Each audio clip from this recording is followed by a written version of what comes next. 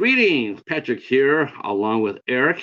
Hey, Internet, it's Eric, and we're the Schlock Brothers for the month. Yeah, yeah.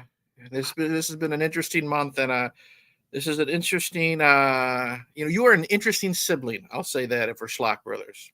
That's right. I think what people are surprised at, as much as I love, much as I love serious films, and I do, but Hmm. I enjoy the cheese. So, I admit it. I so do enjoy I. the cheese. So do Um, I. yeah, I think it's a lot of fun. Um, I used to, me and Lori Ann, my wife, we used to, every Saturday, I'd be in front of the Sci-Fi Channel Saturday night, the most Hmm. dangerous night on television, and they would be rolling out these creature features and all these dinosaur movies and these bad shark movies, and I'd be sitting there while and my wife would sit there and say, how much money does one of these movies make? I would stand up, reach into my pocket, and whatever change I had, I said, there you go. That's how much you Hmm. write, you know. But I love Bro, them. I'll tell you this. Despite what we're going to talk about, and maybe rant a little bit, I love my good. And I always call them garbage movies. One person's garbage is another person's treasure. I've always said that. And I've said it before. I like stupid shit like Sharknado. I grew up on the 50s big bug craze of sci-fi movie. Them, Right. Tarantula, that type of stuff, anything Yep. by William Castle, you know what I mean? That, it's more of an adventure in the theater than actually what you're watching on screen. So I can appreciate a good dude. One of my favorite movies from childhood, and I still love, is Howard the Duck. That's a dumb fucking movie, but you know what? It's it, it's okay to like stuff like that. Well, So there's nothing. I do have my limits on it, but oh, You know what I'm saying, though. Howard the Duck. Oh man, this is crazy. That's a. I wonder if they're gonna. I want. I'm surprised they didn't make it a cameo appearance in Deadpool and Wolverine. I'm surprised. I'm surprised too. They threw everything but the kitchen sink at that, and we're like, well, why not bring Howard the Duck into it? I mean, he needs to be seen again. Hmm. Um, wow, yeah, me too. I mean, for me, I grew up watching all the Godzilla movies. Okay. One of the very first things I ever saw on TV, like because I didn't get to see a lot of TV when I was growing up. Hmm. But one of the first things I can remember is watching the Ultraman on one of those UHS channels, Okay. and it was just like, and after that, then it was Godzilla, and Hmm. watching Godzilla and the creature features, the black scorpion from hell it came and all that, Yeah. and of course then we got into the Universal monsters too, Hmm. and we back then we didn't know it then, but there was a difference between super cheese and classics. Right. I mean, dude, my whole high school and a couple years after high school, I was a trauma guy. You know what I mean? And God bless Lloyd Kaufman. He tries his hardest, but he doesn't have a lot of the funding. So his movies are considered really bad or trash, but there can be fun found in them as well. You know what I mean? If I didn't like some of Lloyd's movies, I would not have all four Toxic Avenger movies on Blu-ray or Sergeant Kabuki Man NYPD on Blu-ray. Shout outs to Ginger Ninja. He recently reviewed that in the chat. So it's all personal taste, what I mean? And there is no wrong answer on what you like. No, no, no. Though, I gotta tell you this. I'm looking at the chat, and my friend Zan just put this down, and I can't think of a better sentence. She goes, "The cornier, the better," and you know what? She could not have picked. That's gonna be the post of the night right there. The I cornier, well, the I better. we'll get into corn and any of that type of shit. So trust me. Trauma rocks. Yes, yeah, trauma does rock. Yes, And sir. unfortunately, though, I guess the Toxic Avenger movie that they're going to remake, I guess that got squashed, being unreleasable. It'll get out. It'll be released eventually on a streaming service or something like that. It's just, or you know what? Maybe it's good marketing. You never really know. It's hard to imagine because the Toxic Avenger films have such a huge following. It really does. Plus, it's got Peter Dinklage. He's still riding on that Game of Thrones high. It's got Kevin Bacon. It's got Elijah Wood. It's gonna come out. Yeah. It's gonna come out. I mean, there are some movies that, like when we were putting this together, Mm-hmm. and we were putting this together, and it was funny because it's like you want to go there and you're going like, well, I'm gonna go get the 5 worst movies I possibly could get. But then you start thinking about it. At least I did. I started thinking about it and going like, I don't mind 1 or 2 really dark territory movies, Mm-hmm. But I wanted to make this like growing up, like when we sat there and you did watch a creature feature and you did Mm-hmm. watch it, and you're like, yeah, it was a bad movie, but we were young. We were young enough to know that we didn't know any better. We still could have our imagination still could work wonders. Like Here's the thing. You know what I mean? Lots of people look at these movies and say they're stupid. The plot is stupid. I'm not going to really show my cards. The plot to a Ouija Shark 2 is stupid. Frenzy said it best. Spider-Man is stupid. This is a man dressing up like a spider and swinging from building to building, fighting a fucking goblin. Doesn't that sound stupid? So who are you yeah, to judge? A man yeah, dresses up like a bat and beats up a clown. Doesn't that sound stupid? It's all in it's sort of better. interpretation. It's all in the final product, and it's all in the personal taste. I've been saying it for a long time. I've always said, don't count don't say a movie is a guilty pleasure. Never feel guilty about what you like. Taste buds are different for a reason. Yeah, I never really got that. It's a guilty pleasure. It's like, Mm, every movie that I ever liked, if anything, if anything, like you and I were talking about this earlier today, you did your review for Dark Song. mm-hmm, And, and I was like, and you were saying, well, I never heard of this movie, and I never heard of this movie. And, until got it from another person. I'm going like myself, I'm going like, I've been beating that drum since the minute I saw that movie. mm-hmm, That's been my #1 film for the last 6 years. It's an amazing film. mm-hmm. I don't A guilty pleasure means that it's something to me. It's something you watch by yourself and you don't tell anybody you did. Exactly. Like how You the duck. you should air quotes. You should feel guilty for enjoying it. Fuck that. Yeah, yeah. No, Like like how what the you duck. like. Yeah. Yeah. Yeah, okay. You want to start? Okay. No, but no, seriously, like what you like. Who cares what other people think? What's it gonna do? One of my favorite horror movies of all time is Jason Goes to Hell. Hell I'm yeah. I'm one of the very few people, yourself included, actually holding the torch for that movie. Do I feel embarrassed that I love that movie? No, because Oh, if it's a a person badass hates that, movie. if a person hates that film, they have that right. Now, when it comes to discussing it, if if your points are valid to me why you hate it, God bless you. But you know what? I'm gonna Nobody like what I knows. like. I guarantee you, there's gonna be many people who hate that movie that like something that I think is garbage, and I like Samurai Cop. You know what I mean? So that says something. Well, I was thinking about that too. I'm thinking about I'm thinking about that movie. And it wow, that's just yeah. I mean, guilt. Yeah, yeah. Yeah, don't feel guilty about what you enjoy. You know what I mean? I love a good creature feature. I love a good nature amok. I like a good serious movie as well. I love Pumpkinhead too. One of the worst, one of the worst movies, air quotes, ever made. The budget is horrible. You can it's you can tell it's a man in a rubber suit because when the wind blows on him, you can see his rubber claws flapping in the wind. The acting is atrocious, but the execution from beginning to end is so much fun that Okay, I but love it. here's why I love Pumpkinhead too, and I saw it in the theater. Oh, really? Okay. I love that movie. One, because I had one of my big crushes when I was growing up, and Karen Kay. Karen Kay was stunning. Who was she She in the movie? Was she the she was doctor? Yeah, she played the wife of the sheriff. Oh, okay. And speaking of the sheriff, it was the first time I ever saw Andrew Robinson play a good guy.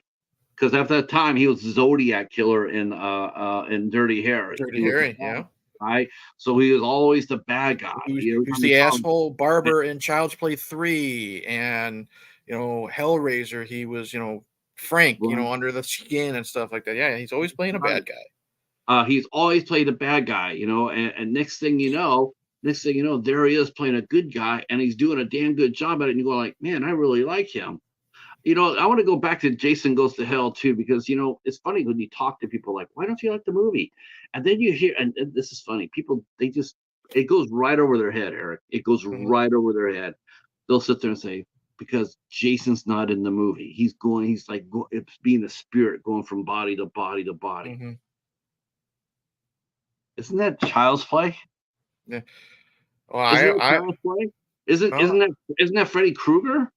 I always tell people, he's technically there. Maybe we don't see him physically, other than 10 minutes here and 10 minutes there. But I also tell a lot of these people, they love Friday the 13th Part 5. Jason's not in that one at all. No. So why? And what I'm saying is, when people use those type of arguments, you know what I mean? I hate Jason Goes to Hell because he's not in it. Do you like Part 5? Sure do. He's not in that one at all, and dream sequences don't count. No. So I mean, that's just how it is. You know what I mean? But yeah, because I hear him talk about that, and I'm going like, man, the first in a series like that, it's okay to identify the worst movie. And for me, the worst movie, if you really want to identify with it, always identify with it, and I'm all right with that, is Jason Takes Manhattan. That has to be a universal pick, because that is the worst movie in the franchise. And I could, and I mean, it really is. I mean, but it's okay. But if that's your favorite one, because you and I, when we review movies, like even in this one here, even the movies that we're going to be talking about today, we still pulled our punches. I'll tell you what. I mentioned this. There's only one film in my 5 that I truly hated from beginning to end. I couldn't find one good thing in it. Again, kind of showing my cards a little bit. I wasn't a big fan of a Ouija Shark 2, but you watched my video, and I was able to say one good thing about it. Yeah. I was able to say one good thing about it. Yeah, I saw that was the last thing he said. He said, "Fuck you, Patrick," and I was like, I said, mission accomplished. Yeah. Yeah, that's the beginning of actually goes back to the beginning of our collaboration here. Mm-hmm. Was the fact that you love shark movies and you did Shark Week. I do enjoy a good shark film, whether it's Jaws or just I like nature, like where I don't want to say where nature is the bad guy, but you know what I mean, like Cujo, or something like Orca, the killer whale, where it's an animal causing the trouble. And sharks are, they're just living their lives, but they can also be very scary.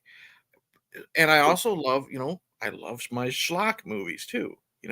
I said it, Pumpkinhead 2, Jason Goes to Hell. Concerning shark movies, I love the Sharknado franchise because it's so much fun and self-aware. And I was doing, I figured one year I'd do Shark Week on my channel. And it was hit and miss the first week, but I did discuss a Ouija shark. And I knew I was in trouble because it's a Wild Eye movie. People can love Wild Eye all you want. God bless you. I'm going to be nice because we have mutual friends that do enjoy them, and I'm not going to shit on their parade, even though I would like to and take away their umbrella. But I watched a Ouija shark. It was one of my longest videos. It was a bit of a rant, and it was one that I appreciate that Patrick kind of championed that video of mine. And he took that video, and you would be messaging me, telling me how much you enjoyed it. You would be sharing it out just for the hell of it, even months later. And you kept, that's kind of where this little frenemy friendship with shark movies continued, because you'd constantly be showing me previews of the next coming shark movie. Hey, look what's coming out in 6 months. Stuff like that. Yeah. And I forgot to totally bring this into the picture, which I should have done. But now that we're here talking about this, but I don't know if you've ever met Brett. So this is Brett Kelly. This is my Ouija shark right here. Okay.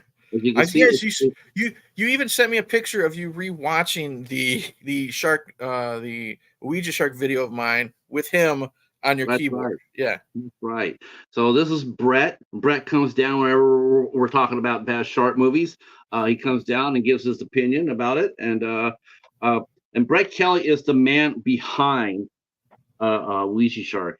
And what's funny about that is I'm with you about Wild Eye. Mm-hmm. Um, in fact, I was one of the people that I was one of the people that the owner of the company, Rob, he sent out movies for us to Mm-hmm. watch and review. And I was real honest. I always tell anybody who I watched the movie, I said, I can't promise you a a review or a bad one. I can only promise you an honest one. So Yeah. a lot of the movies that Rob sent me, I didn't review because there was no point to it because they just weren't very good. And what the hell should I just do? Why should I just continue to dump on it? Right. So, so anyway, I got sent a copy of Ouija Shark, and I'm sitting in there, and I was like, "Who did it?" And it's some guy named Scott Patrick. I said, "Okay, that's all right. That's all right." Now at that time, I knew who Brett Kelly was, and I was like, No, just no." Uh, so anyway, I'm sitting here and I'm watching Ouija Shark. I'm sitting there and going like, I'm starting to get this really funny feeling about this. This is starting to play out like a Brett Kelly, and the more I thought about it, I'm going, man, this looks like, it smells like a Brett Kelly. It's got to be a Brett Kelly. Mm-hmm. And sure shit enough, that's what he had done. He had made a shark. He had made Wheezy Shark underneath a different name because I saw an interview that he did where he said that he got tired of being beaten up on or being known Mm-hmm. simply as the shark guy. And you Yeah. want to sit there and say, well, why don't you make a good shark movie instead of one that costs $215 Right. Canadian? Canadian. Right. Well, see, and that's what goes into because you loved my Ouija Shark video so much, So I good. and I do get a good response from the people who watch, when I watch Wild Eye films, because I have a playlist of different Wild Eye films, and there's one that I love. I love Baby Frankenstein, so I cannot say that Wild Eye is a complete failure with me. I fucking love Baby Frankenstein. It's a cool Everything movie. else to me has been garbage. Now I could just be picking the worst ones, type of thing, but like Jurassic Dead, Shark Exorcist, on and on and on. And I decided, well, let's do Shitty Shark Week. And then that was the worst decision I ever freaking made on my channel. It Now, was did you? How did you pick your movies? I mean, like we put like for this one, like we put some thought into the movies that we picked this time. We I did. honestly, okay, here for Shitty Shark Week, it was 7 shark movies, that I it wasn't Shitty Shark Week initially. By Wednesday, that's when I started giving it that name because it just happened to go that way. I literally just went on Tubi and found some of the coolest posters, movie posters on Tubi, and those are all false advertising. You know what I mean? And I started watching them, and it ended up sadly becoming a Mark Polonia fest. You know what I mean? And I started off really on the wrong foot, and then stubbing my toe on that wrong foot with Sharkula. You know what I mean? And like you said, why can't you make a good movie instead of a bad movie for $215 Canadian? Mark Polonia is making it for like negative 250. Like he owes the government money when he makes it. And that's what I'm saying. Like if you make a bad film, at least if you're trying, God bless you. I can respect you for that. Polonia, he I think the thing is he knows his reputation, and he's just putting less and less effort into his movies. Like when you are promoting your film, and you're promoting it with the fact that you are using a shark puppet, like a literal hand puppet made out of plastic, and it's a shitty looking one to begin with, that tells me you don't care. You're going to put something on film, you're going to distribute it, and you're going to hope that people like trash. And when I I say think that, I think I say it Kelly. in jest. You know what I mean? I'm not trying to pick on people, but that's what I think he is. And pretty much, I think out of all of those movies, only one wasn't from Mark, and it was like one of the worst experiences and most draining experiences I've had on YouTube. But you kept That's poking right. at me. You kept That's right. poking at me. because and poking. it was great. Everybody appreciated your reviews. I mean, you go back and you watch your review for Ouija Shark. Hmm. That's how a film critic should be.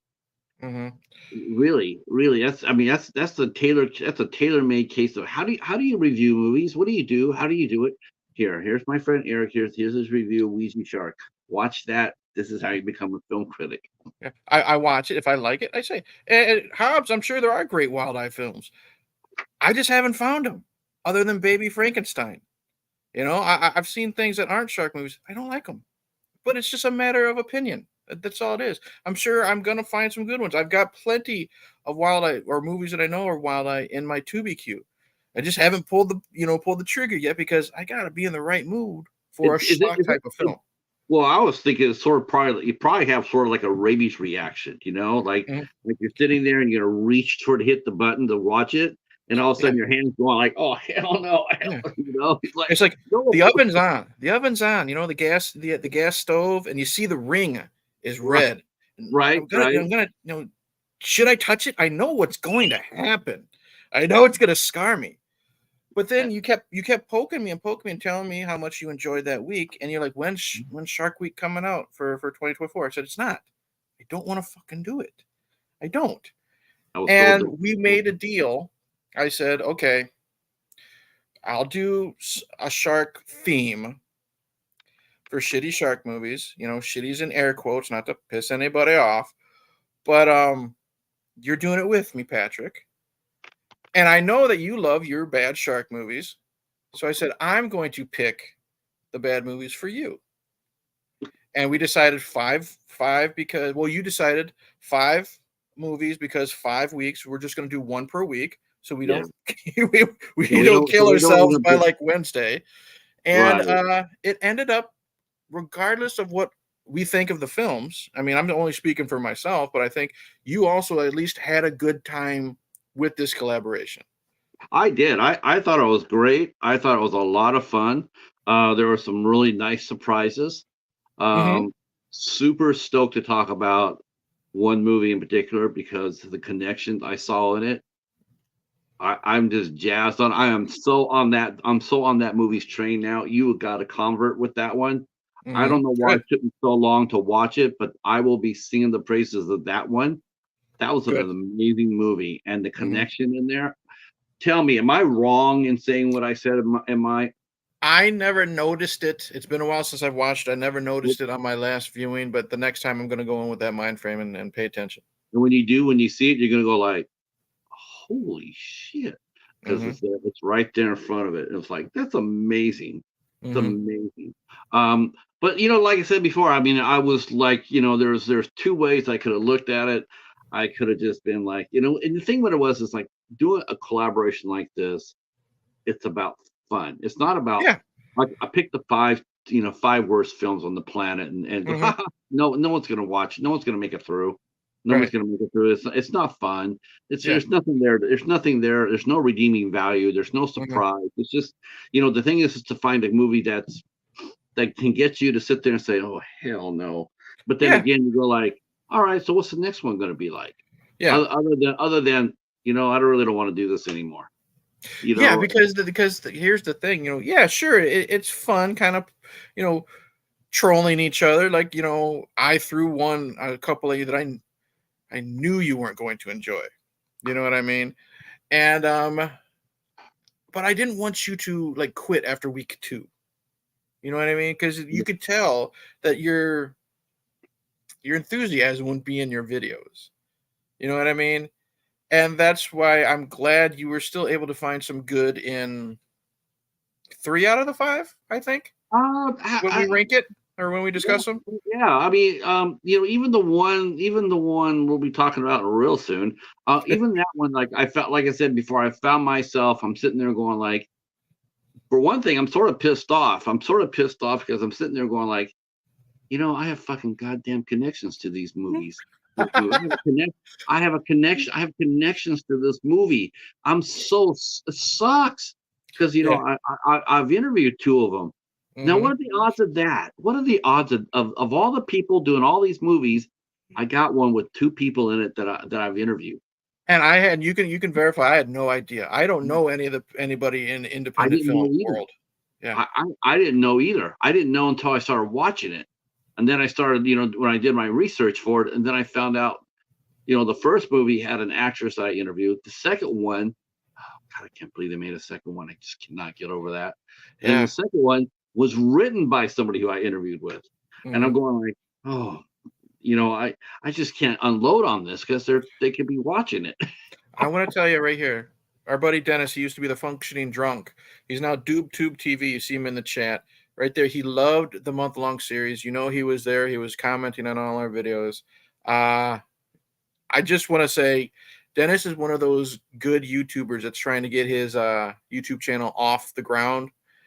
Give him a look, and I think you'll be plenty surprised at what he's got on his channel. So, and he and that's what we're glad that when we did get these responses, in the comments, that people were enjoying what we were doing. You know what I mean? That Yeah. positive feedback is what, because there was times like, I'm not gonna lie, when we do our rankings, Sharks to the Corn was the worst thing I had to do this whole month. And I was seriously like unmotivated to continue. And I still had two films left. But getting positive feedback from Dennis, positive feedback from you, positive feedback from other people that were watching, I'm like, if you're enjoying my content and the way I describe films, it's worth it. You know what I mean? And in the end, wow, I sat down for 2.5 2 hours and watched a shitty movie. You know what I mean? Man, people were concerned. They're like, "Oh my God, who broke Eric? Eric's Yeah, broken. Who did that?" yeah. And then I'm starting to go like, "Oh shit, oh maybe I went too far." Because last thing I need is a Tochi in my front door going, "What the hell did you do to my Eric?" I can see that happening. But I was concerned there for a second. I was definitely concerned. I was like, did I go too far?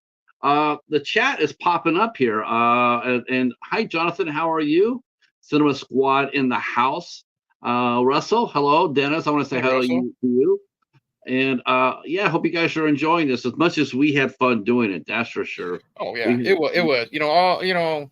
I'm just talking out of my ass. You know what I mean? I had a lot of fun doing this, despite some of the things I had to watch. I had a lot of fun, and we'll discuss possible future installments at the end of this stream.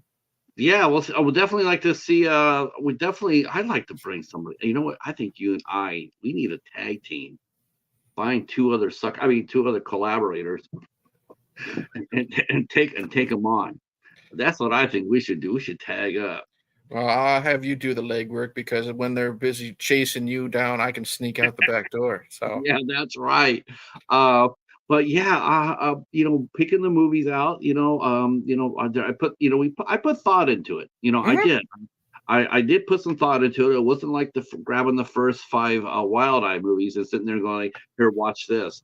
Like again, I took my time.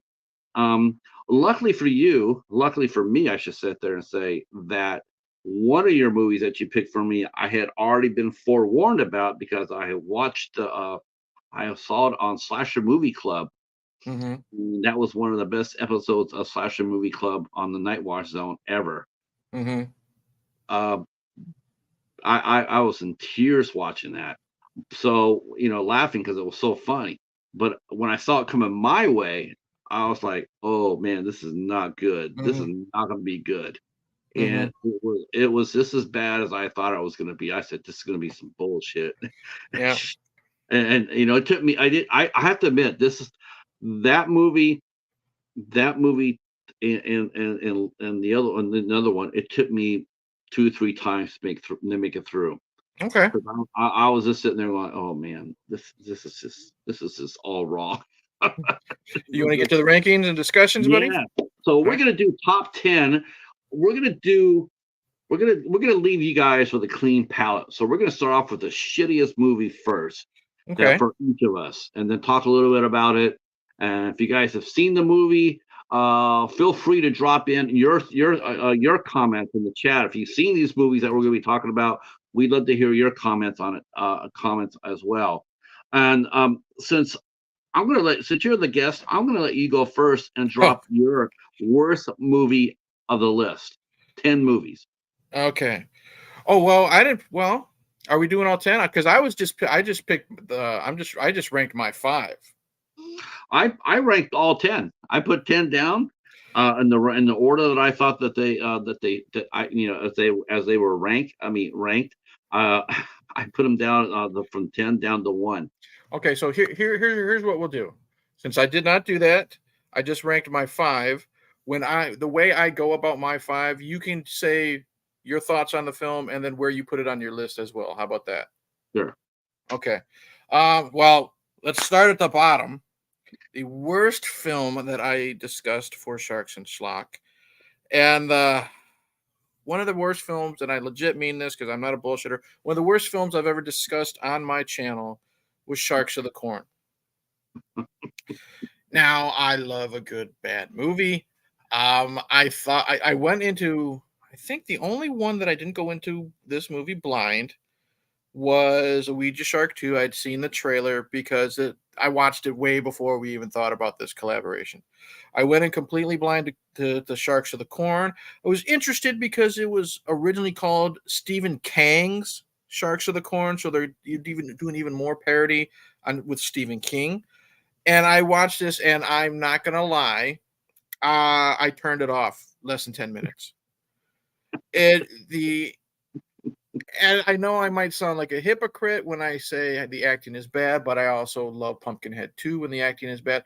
There's no effort put in by this director to try to get a good performance out of any of these people. And my fault is not with the actors, it's with the casting director and the director themselves, because actors need to start somewhere.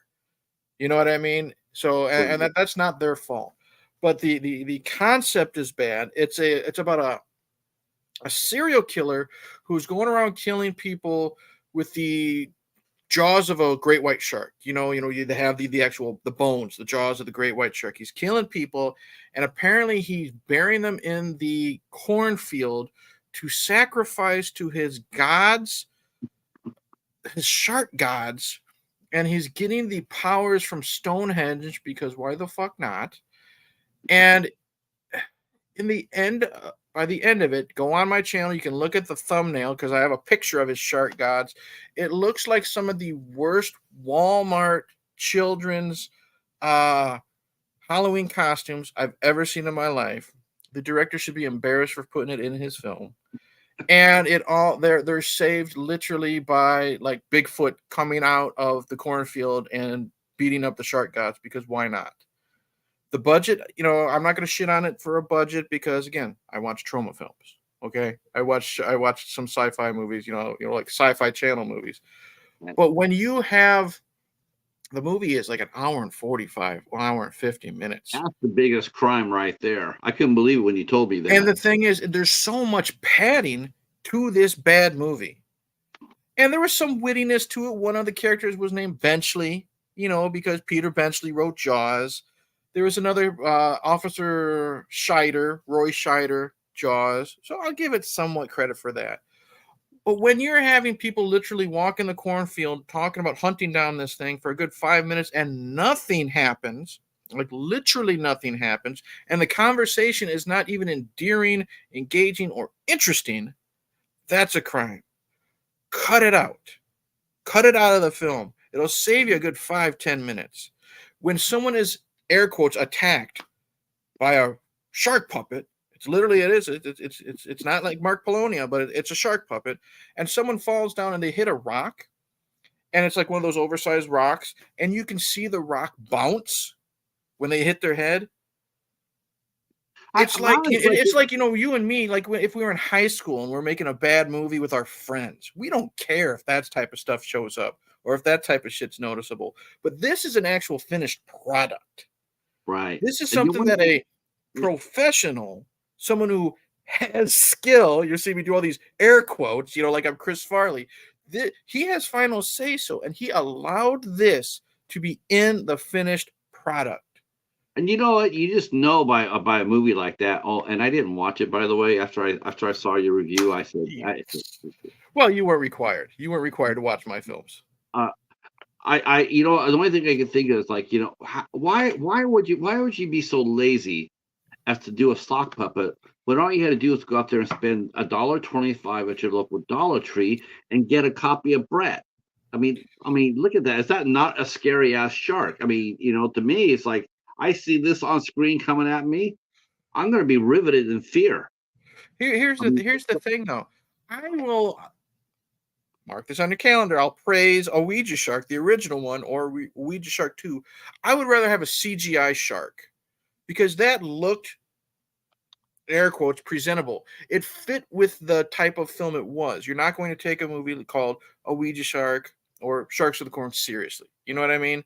It's like going into something like, Pumpkinhead 2. You have to have a certain mind frame for these. But it's like he put in no effort to try to make his product look good. And that is like aside from a film being boring, which is a lot of what this is, there's some yeah, unnecessary scenes. Like one of the sheriff is calling her deputy, and for some reason he's just eating popcorn while talking on the phone, and it's starting to become a gimmick, more and more. He hangs up the phone, he's still eating popcorn on screen. Why yeah. are we doing this? Because I think sometimes I think a lot of times, I think in these films, because you and I have talked to indie people, I Mhm, think a lot of the time, they do try to come up with the creativity, how to make this work. For mhm, one thing, it definitely needed the editor because the first thing is, the worst thing about a bad movie, it's not that the movie's bad. The right. worst thing about a bad movie, what makes it really bad is when it's bad and it's boring. When it's I can handle a bad movie. I can handle that. I Mhm. mean, Ouija Shark and Ouija Shark 2, sure, they're bad movies, but you're never bored.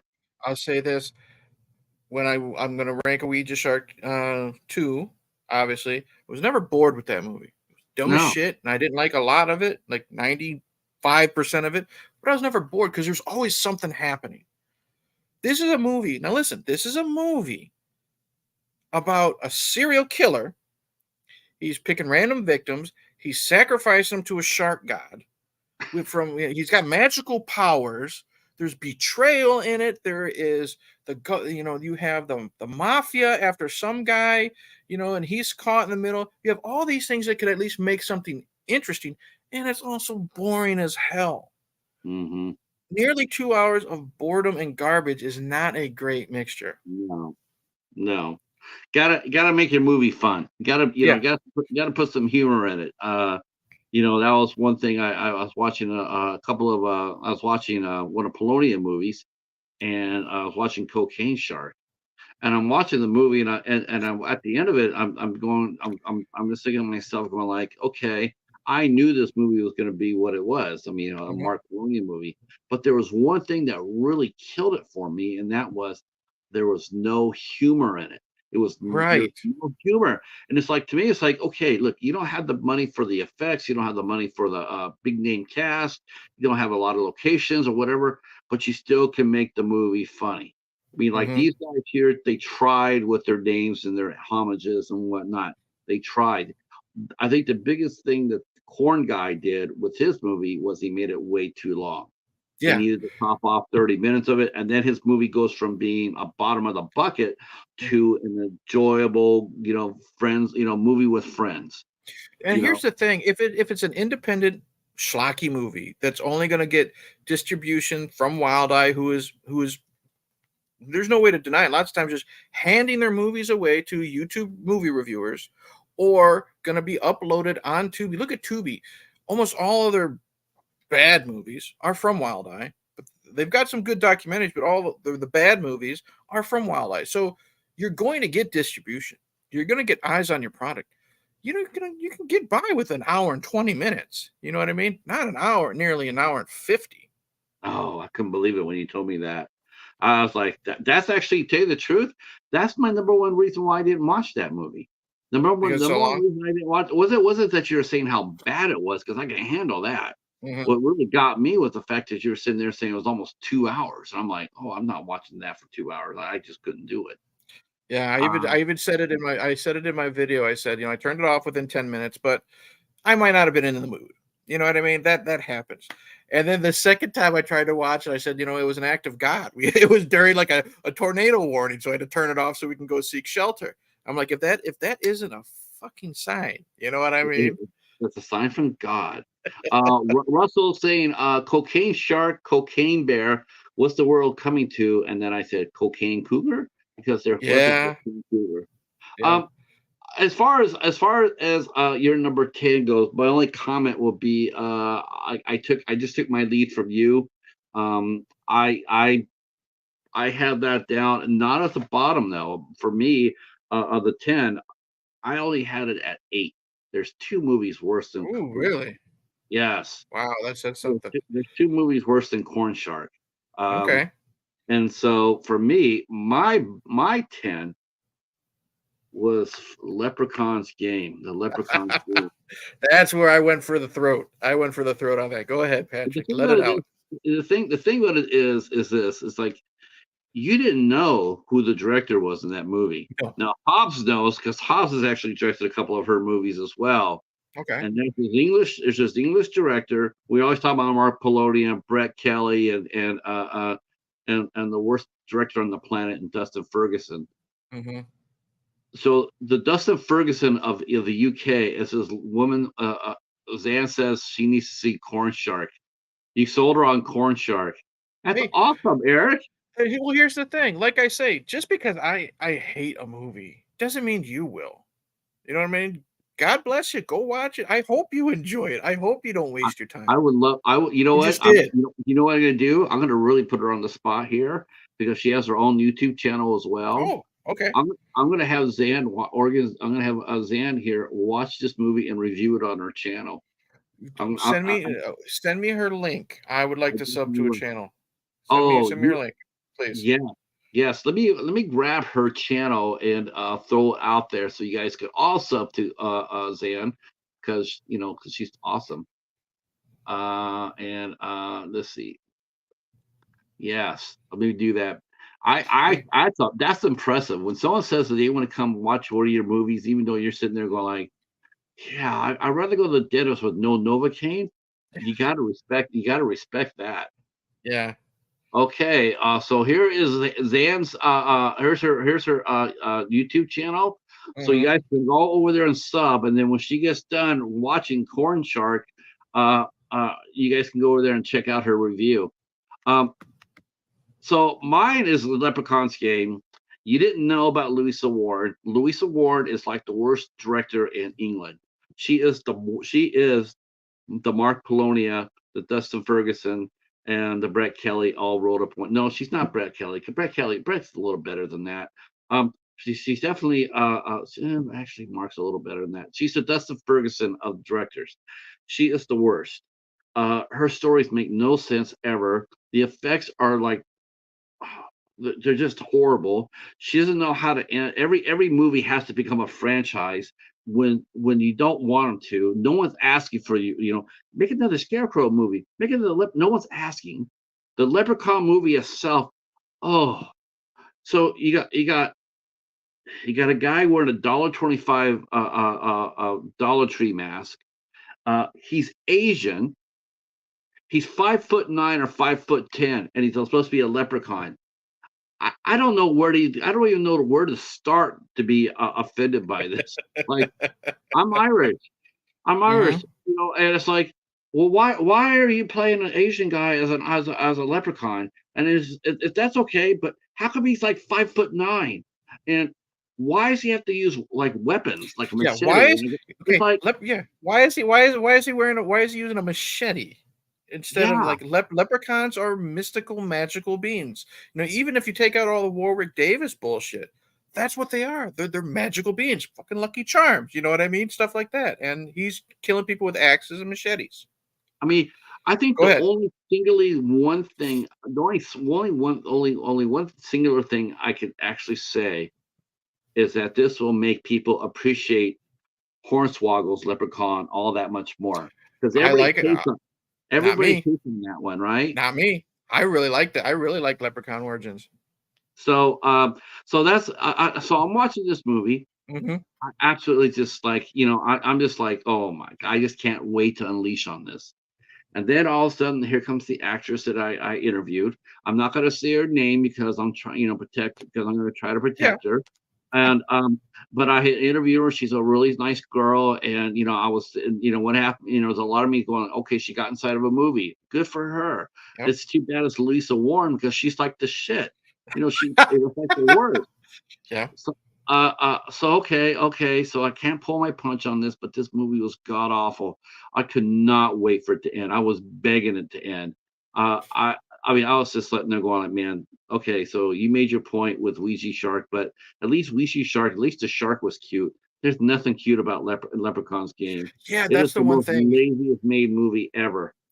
Again, it's like the no effort. There was no effort trying to make this look like a leprechaun. No. Facially, it didn't. They gave it red hair and the little hat and dressed him in green. That's it.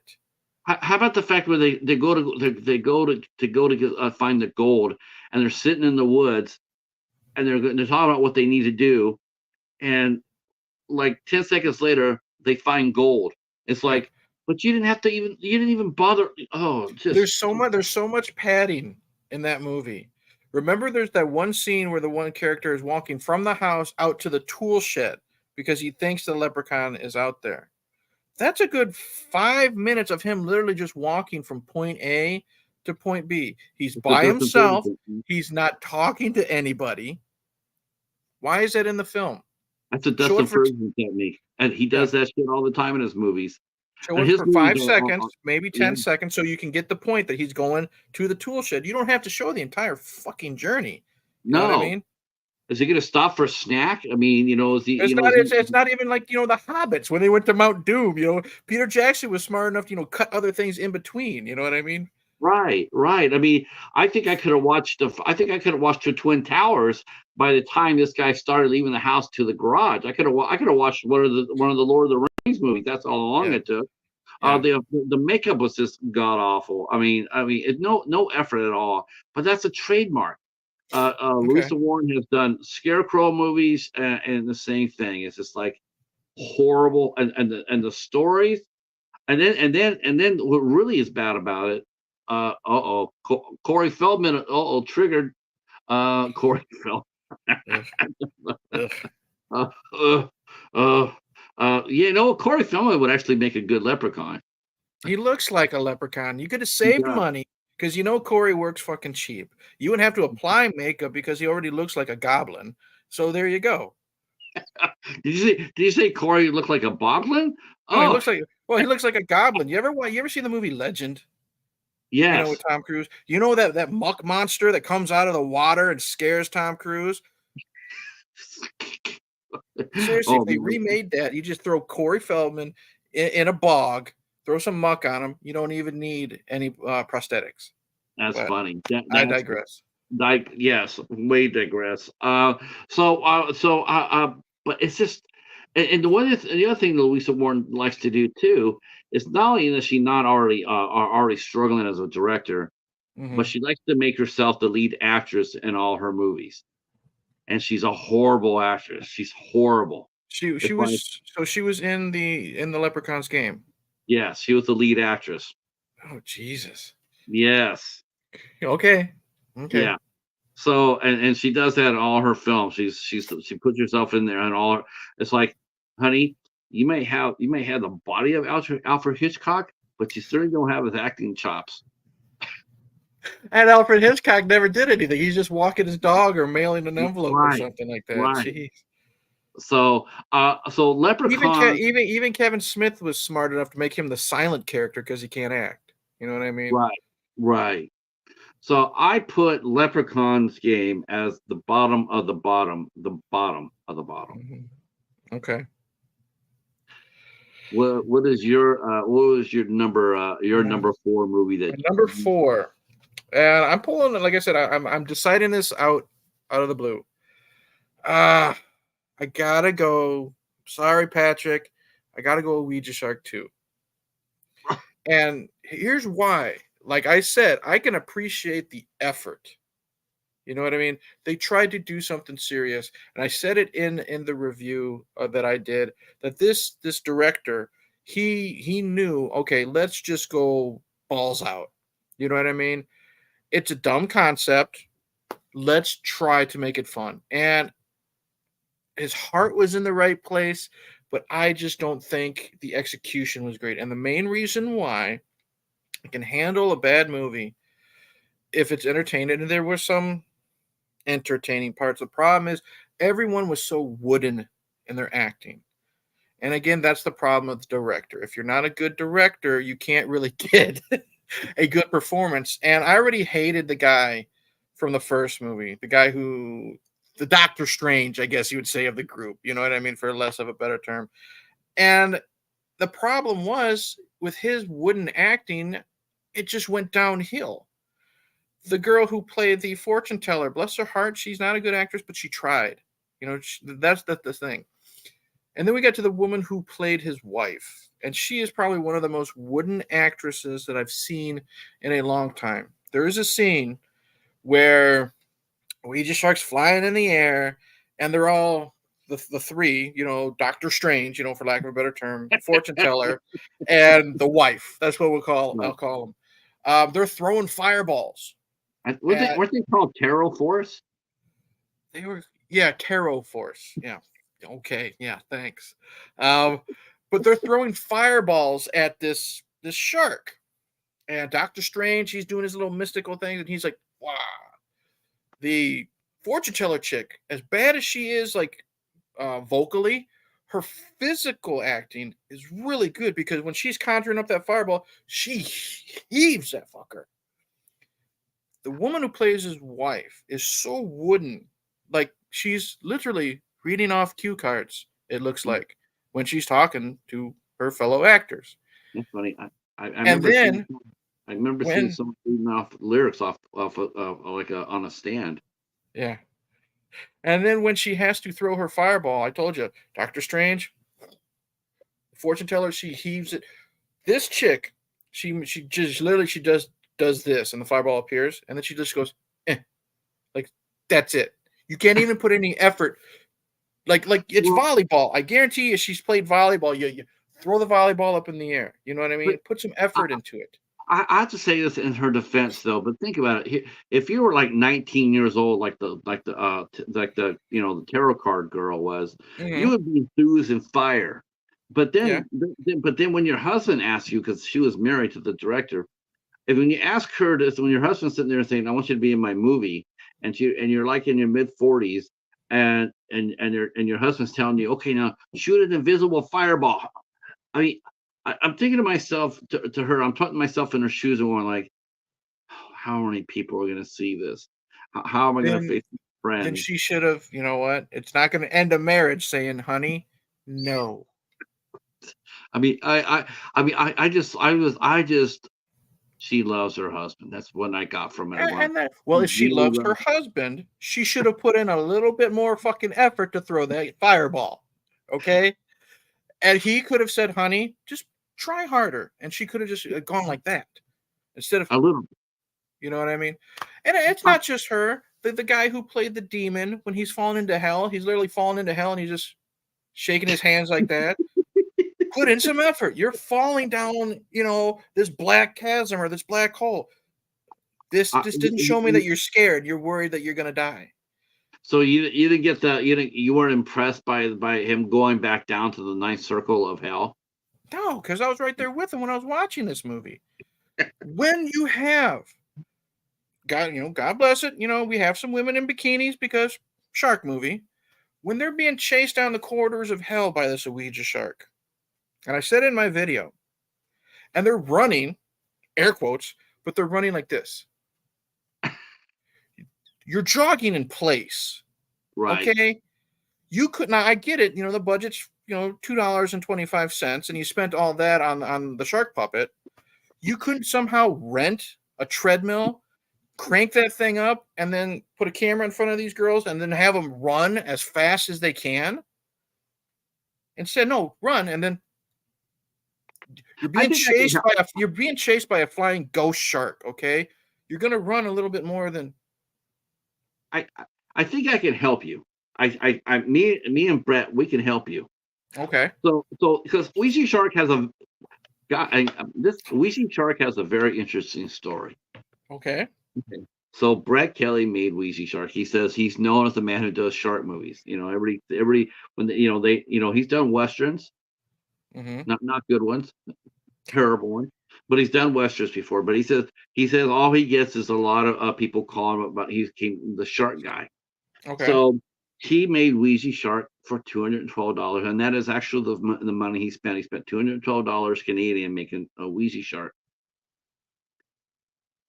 It became a cult favorite. God bless him. And not only that, but Wild Eye, Rob took the movie and went to Japan with it. He Mm-hmm. took Wheezy Shark and he went to Japan with it. Wheezy Shark got a theater opening. It got played in theaters. Now that's staggered. That should blow your mind right That's there. great. That's great. I don't Um, get it, but that's I don't great. know I don't know if it's great, but I mean, Well, but for managed it. him as a filmmaker, that's great. Well, Having your movie in theaters. they did really really well, and oh yeah, I hate the worst of all when actors don't act terrified. Yeah, Believe me, when we were watching our movies for this month, you would have been very impressed by both of our faces we because were more terrified than the we were actors very and terrified. actresses. So Ouija Shark actually became a hit in Japan. Okay. So of course Rob goes ahead, and this comes from Brett Kelly. This is not from me. This is from Brett Kelly made a video. Mm-hmm. Well, Rob went to John Migliore without telling Brett Kelly, Who's John? he's the director of the second one. Okay. And John and Brett are they're both Canadian directors, and they're best friends in real life. They're best friends. Okay. Rob went to John and said, "I want you to do the second movie," but they cut Brett out of it. He had Mm-hmm. no part of it.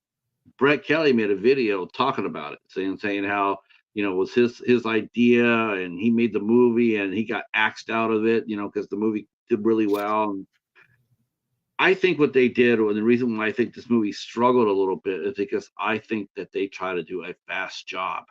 As far as filming it and getting it out, Mm-hmm. because they did a lot of green screen in this movie, which is terrible, but it's ultra cheap. Well, here's At the least, thing, though. at least with Brett Kelly, at least he used practical he used practical locations. I'll give him credit for that because you knew where they were, like in the first film. The problem again with this second film is I'm okay. Some of the green screen was kind of shitty. It is Yeah, what it is. I knew what I was getting into. Okay, but why the fuck did this? And I apologize to some of the people in the chat that I don't know. I swear, like a truck driver, Patrick should have warned you. But why in the world do we have all this chaos going in the city? We have buildings falling down. We have fireballs going across the sky.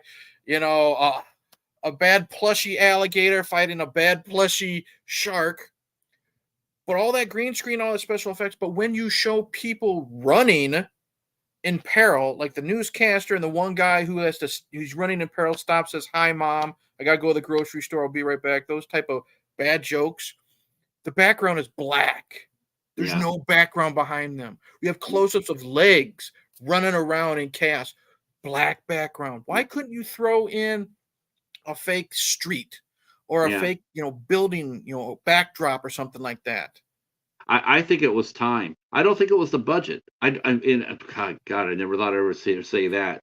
I don't think it was the budget. I think it was the time. I think they were trying to turn it around as fast as they could to take advantage of it. And I think that's the reason why, because I mean, John Migliore, I've seen his work before.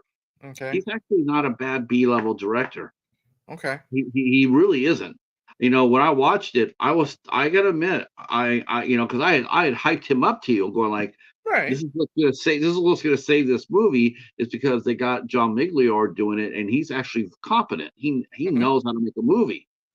And then when I watched it, the only thing I could think of was they just said, make it as fast as you humanly can, because they want to Mm-hmm. get back over to Japan to make more money, and I think that's Yeah. what happened. And just the attempts of humor fell flat. And again, humor is subjective. Comedy is subjective. It's easy to make a horror movie. It's hard to make a comedy because some people like fart jokes, some people like funny dialogue. It's all different. You know what I mean? Gross out humor. There were so many attempts at comedy. To me, it just fell flat. The one guy who's eating his popcorn, looking out the window. Oh, that was my ex-wife's house. Oh, I think it just ate my ex-wife. And he's not trying to be sarcastic. He's just standing there saying that. And Right. then after Doctor Strange gets the Ouija board. He puts everything back to how it was. He built the buildings back up, and then you got the guy eating the popcorn saying, "Damn," because they fixed his ex-wife house. You didn't need that. You tried to make a funny joke, and it just fell flat. Like you have all those cuts to the wannabe, like when they're not watching the news, there's this Sven Gulli type, like they're promoting this Sven Gulli type of monster show that's on TV. We never see it. Why are you promoting it? What's the point of that being in the film?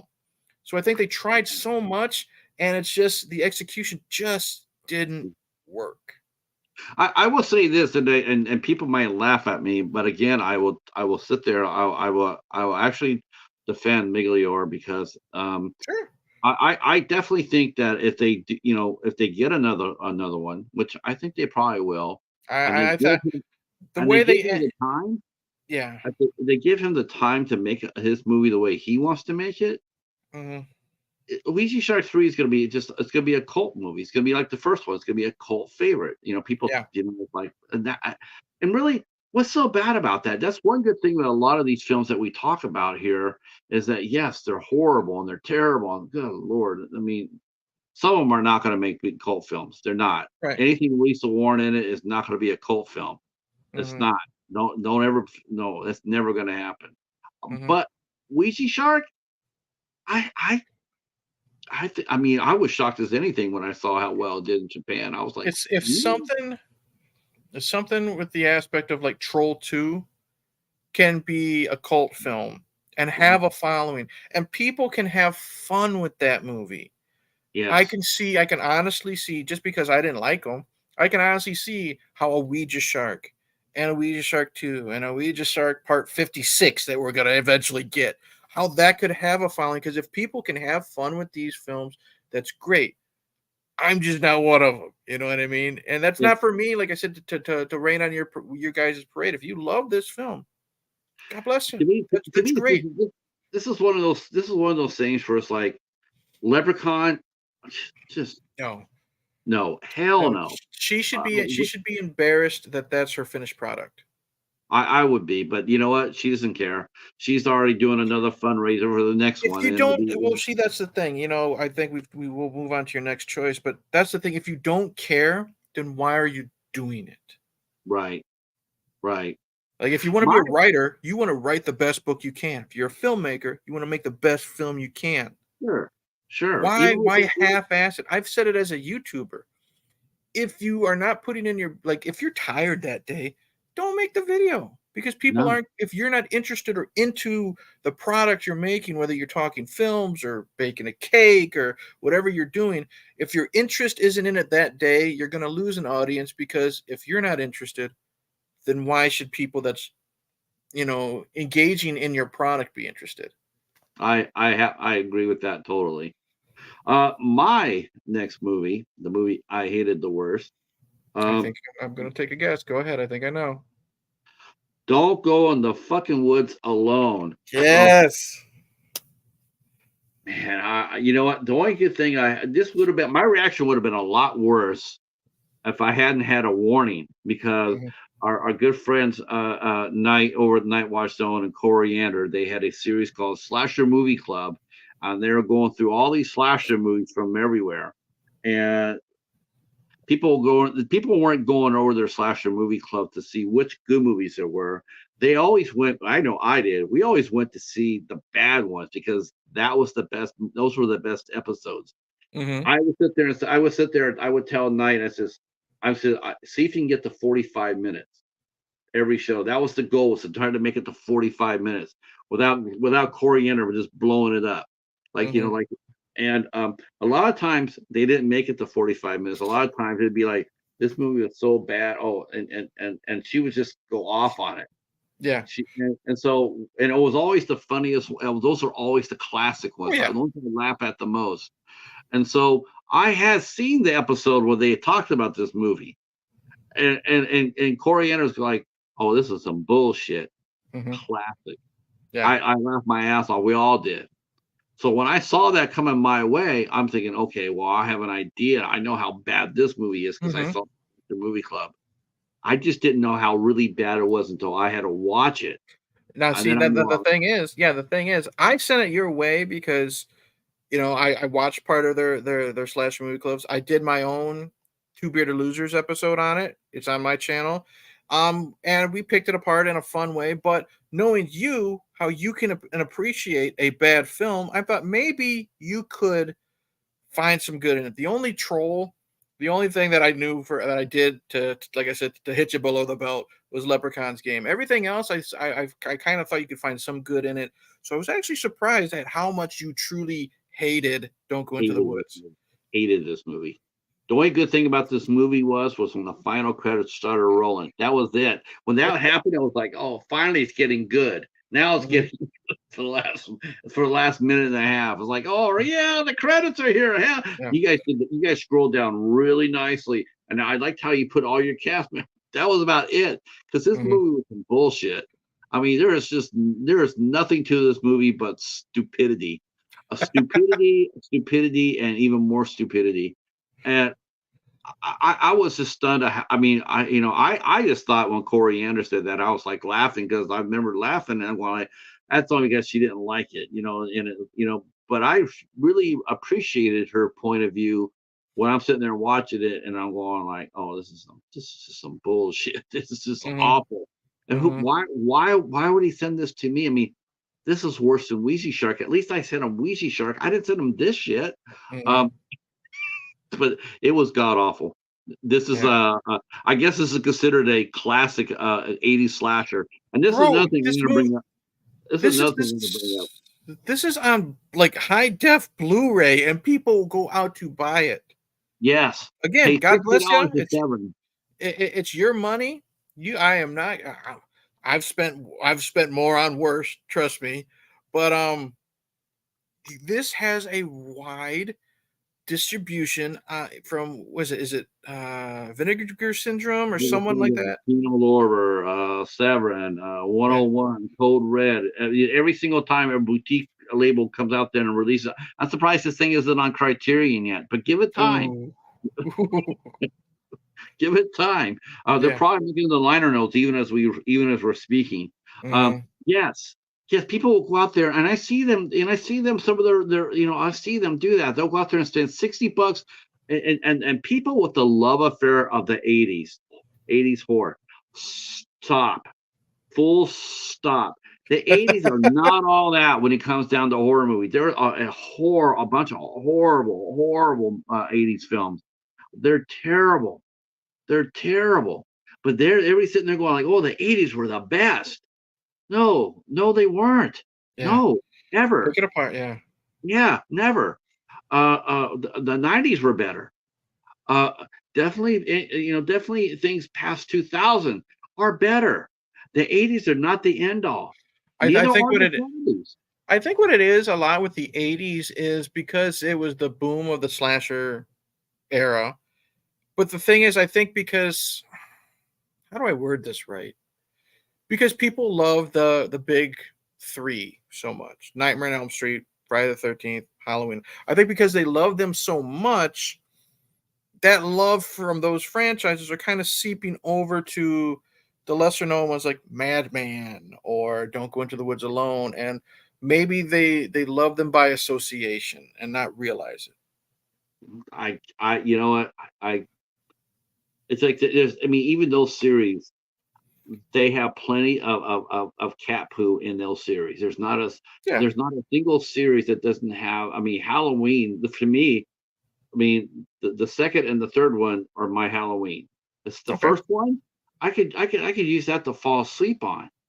But the second one, I love the second one, and I love Season of the Witch. I do too. Friday, the Nightmare on Elm Street. I love the first one. I like Freddy's New Nightmare. Hmm. The second one, unwatchable. Everybody, everyone else, it's overrated. It's Mhm. overrated. Uh, uh, uh, the only one we can say is awesome without peer is Friday the 13th. That's that. Those are my boys right there. I'll ride and die with them. Mhm. But but uh, uh but but they're not all that. I mean, Mhm. a lot of these and these are just some franchises. Take the individual films like this one. Mhm. All it does is just it makes you just look at it and go like, what were they thinking? Thinking this is like a cult film, a classic film. This movie is bullshit. I Mhm. mean, think about what the people are doing today.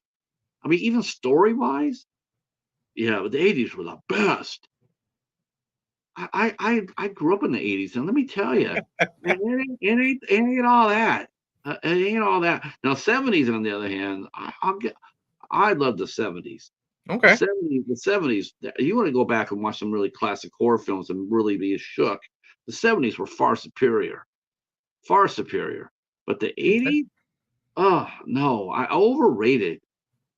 Suzanne saying, speaking of Nightmare on Elm Street, I was in line for the Pinocchio ride at Disneyland, and Robert England was in front of me. I thought it was hilarious considering that he was Freddy Krueger. Oh, that's That's awesome. cool. That's cool. That's cool. Yeah, I like that. I mean, it's not like this thing. Like I'm not harshing on it. I'm Right. not harshing on it, but I'm just sitting there going like, I think people build those movies way higher. Like Mhm. and they're still doing it now. You see the people doing the A24 thing. They're hyping it up to beyond belief, and then like X. Oh my God, I didn't like X. I didn't like X. everybody, me, and we everybody we know, we watched that here on the tube, and everybody's sitting there. X. Oh my God, X is the shit. It's like X is a it's a good movie. But it's no different from any other I thing that wouldn't even say it was good. I thought it was boring. I thought yeah, X was the first incredibly boring. hour and a half, the first hour was definitely boring. Mhm. Definitely. And then you got the best one, the Pearl. Pearl was the best one. Okay. And then, I haven't watched it yet, but I'll check it out. and then they got Maxine, and all of a sudden it's like and it just got overpowered by the expectations, and it sank like a rock. It was just like none of them, it's like, but everybody before that, though, you talked to them about it, and they were sitting there, oh, yeah, I can't wait for that. It's going to be the movie of the summer for me. And then it's like, not that good. You Yeah. overhype things so bad. That's the thing. That was probably one of the like in the circles I'm in on online. That was one of the most hyped up films for God knows how long, since probably since X, and then Pearl hyped up Maxine even more. If it was so great, why was it pulled from theaters after like 2 weeks? Yeah. No one went to No, go see it. even Kevin Costner outdrew it. Yeah, and they pulled his movie. That's when you're in trouble, when Kevin Hmm. Costner's movie is out earning you. Um, but yeah, don't go in the woods alone. Don't ever watch this movie alone or with friends. So what do you got for number 8? And we'll try to pick it up a little bit. All right, my next one. Okay, my next one, Shark Huntress, and here's why. It's not a shark movie. The plot of this fucking movie: a woman is killed. She's eaten by a shark. Her daughter seeks revenge because she can tell one shark from another. There Oh, is no shark. There is no huntress in a movie called Shark Huntress. There is one scene where she looks at the shark. She either, I don't know if it's a bullet or she shoots a harpoon at it at night and she misses. The entire film is a group of people trying to take on the plastic industry and how bad plastic is for the environment. They say how this woman, the victim in the very beginning of the movie, how she was killed on purpose to fed to this shark. They released the shark where she was swimming because she was going to blow the lid off of this fucking conspiracy about how bad plastic is for the environment. I get having a message. Movies can have messages. Be like the first Candyman movie. Their right. message about racial differences and like how the police will, now again, I'm trying to be, nice when I say this, how police might treat a Caucasian woman better than a woman of color. You know what I mean? It's true. It does happen. Okay. That Yeah. notwithstanding, the way Candyman handled it was subtle, but they got their point across. Candyman, the new one that came out from Nia Costa, beat you over the head with a piece of wood with it. We get it. Cops are bad. This one, this shark huntress, was so anti-plastic, pro-environment. There are scenes where literally a man is walking down the beach, picking up plastic, throwing it in a trash bag. One of the characters literally walks down, "Hey man, what you doing?" "I'm throwing away plastic to save the environment." That's a great idea. See you later. That's a scene in the movie. You know what I mean? It's stuff like that where you're trying to get your message across, but it's also done so poorly. Why would anyone care? Heavy-handed. And it's such false advertisement. You know what I mean? You sent it to me because it was literally a woman in a bikini fighting this giant megalodon type of thing. The poster. Yeah. Well, I There's see. 30 there's 30 seconds of shark and maybe 15 seconds of a huntress in Well, this entire film. It's an hour and 20 minutes. So it was a lot better than Sharks of the Corn in that aspect, but it was all just plastic is bad, save the environment, let's kill a shark. And by the end of it, when the villain was revealed, I don't even remember how he died because I wasn't paying attention because I didn't care. well, I mean, I thought the first rule of any every good shark movie, they always show a shark babe. Hmm. Like you want a movie, a shark movie, you put some shark babes on there. Like, hell yeah, look at that. I'm watching that because guys, they like Yeah, sharks and they like babes, so you put a yeah, shark it's a babe on selling the cover. point. Yeah. Yeah. So when I saw that movie, I was like, this is like, it's probably not that good, but it has a really cute babe on it. Hmm. So I'll send that one to him. It wasn't until after I heard you that you were talking about it, going, "Oh, this is a referring term. This is some bullshit, Patrick." That's when I went to IMDb and realized what I had done, and then I went from like, "Oh, well, that's awesome." Hmm. I was like, "Oh, I picked out the right movie for him." Yeah, you did, and that was week number 2. So I'm like, oh, Oh, painful, painful. I felt bad for you once I started reading the reviews, but again, I mean, I went with Shark Babes, because it's like hmm, that can't go wrong. Little did I know. yeah, yeah, I yeah, I'm sorry. I'm sorry. Not really, but it yeah. did You're have a not shark sorry. babe. Don't But you lie. but you did but you did put a picture of the Shark Babe on there. She was cute. I did. Yeah, she was a very pretty woman. I don't know. You couldn't understand what she was saying because I don't know if she is an American or not, and I'm not dragging on her for that. But Right. her accent, whether it was real or just for the movie, was so thick. It's a European accent that it's hard to understand what she's saying. Hmm. So, My 8. I actually picked the movie you hated the worst, and that was Sharks of the Corn. mhm. Just seeing your reaction to it, and I didn't watch it because when she said it was almost 2 hours long, I did not watch it. I didn't have to. That's why I have you for. Oh, But thanks. reading your reaction to it, I'm going like, yeah, he's sparing me right here. This sounds like really really bad. Yeah. Um, Oh. so I decided to take your word on it and how bad it was. But I still think my first two are worse than that. Uh, Mhm. so I sort of that was my number. That was my number 8. Number Mhm. 8. All right. So what's next on your list? All right, I only got 2 left. Next, the reason why I put it at number 2 was because I could have some fun with it, and there was some fun to be had. Was a Blue Demon. Blue Yeah. Demon was basically kind of a ripoff of Deep Blue Sea a little bit. They're implanting things on sharks to make them smarter, so they can, do what they need to do. Keep invaders from getting into the border. Terrorism and stuff like that. And I was excited because I saw the cast list had Jeff Fahey, and you know how much I love Jeff Fahey. Yeah, yeah, Um, me there too. Me was there too. was some fun in this. There's a dwarf actor. He was, I guess he's in. He looked familiar to me. I know it said he was in 5 episodes of Seinfeld. He is one of the dwarves in Jingle All the Way. I think he's the one that's selling the generic Turbo Man dolls with Jim Belushi that Arnold has to get. He every time that man is on screen, I was laughing. He's so self-depreciating, and not just because of his height, just because everyone just treats him bad. But the way he handles it is in such a fun and comical way. Um, this movie was very self-aware. It had a good chase scene, with two cars chasing each other. Uh there was a fun credits montage. Like I call them 90s TV montages, title montages. Like the end of Predator, it says Bill Duke played Blaine and shows Bill Duke, drinking from his flask. Scream ends with, the characters and their names.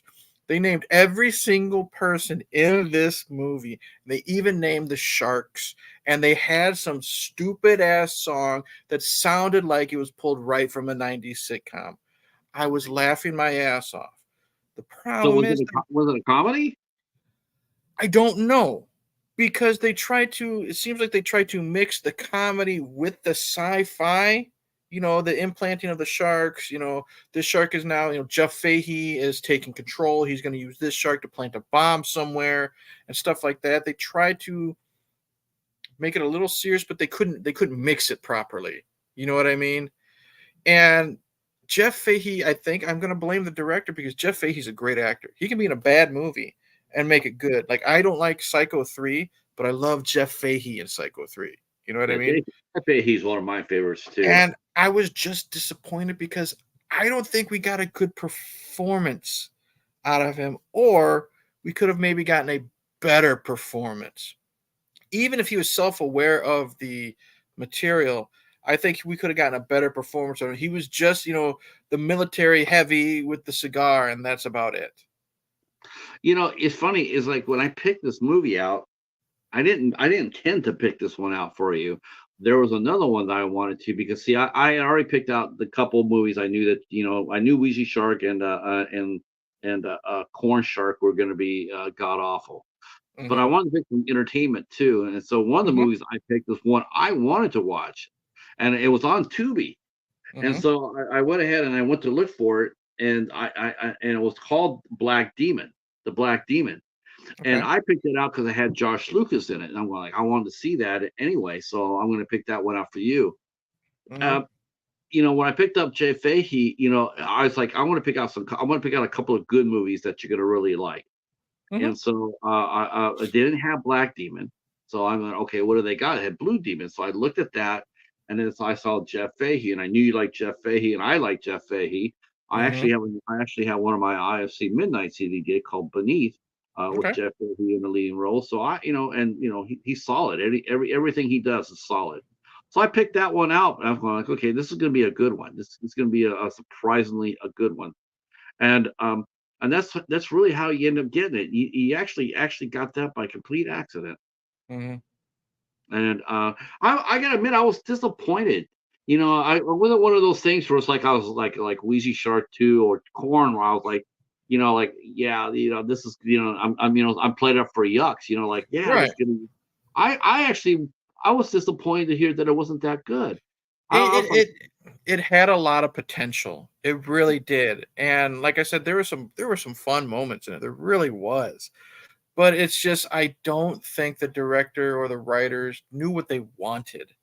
And yeah. it just, again, like, it didn't mesh well. The overall product just kind of, this is great, this is great. Okay, boring, boring, boring, boring. Failure, failure. Funny, funny, boring, boring. You know what I mean? Type of thing. Sort of like the Piranha movies. Those Piranha movies came out, and they were gory. I mean, they're gory movies. A lot of bloodshed, a lot of dead people, but there's a lot of humor in it too. Yes. It was, yeah, There's a I lot. think it was trying to be kind of a spoof. Yeah, You know what I mean? But I think they didn't know what they wanted tone wise. Is it a horror comedy with a shark, or are you trying to say something, trying to keep terrorism out of the United States, but using the sharks to do it. There's backstabbing and this and that, but it just, like I said, the tone was just all over the world, all over the wall. There was no. Maybe they should have teamed up with the other movie and kept more plastic out of the ocean. Jesus. All right. For me, my number 7, and that's again, it's all about potential. My number 7 was Creepshow 3. I I didn't even know there was a Creepshow 3. Right.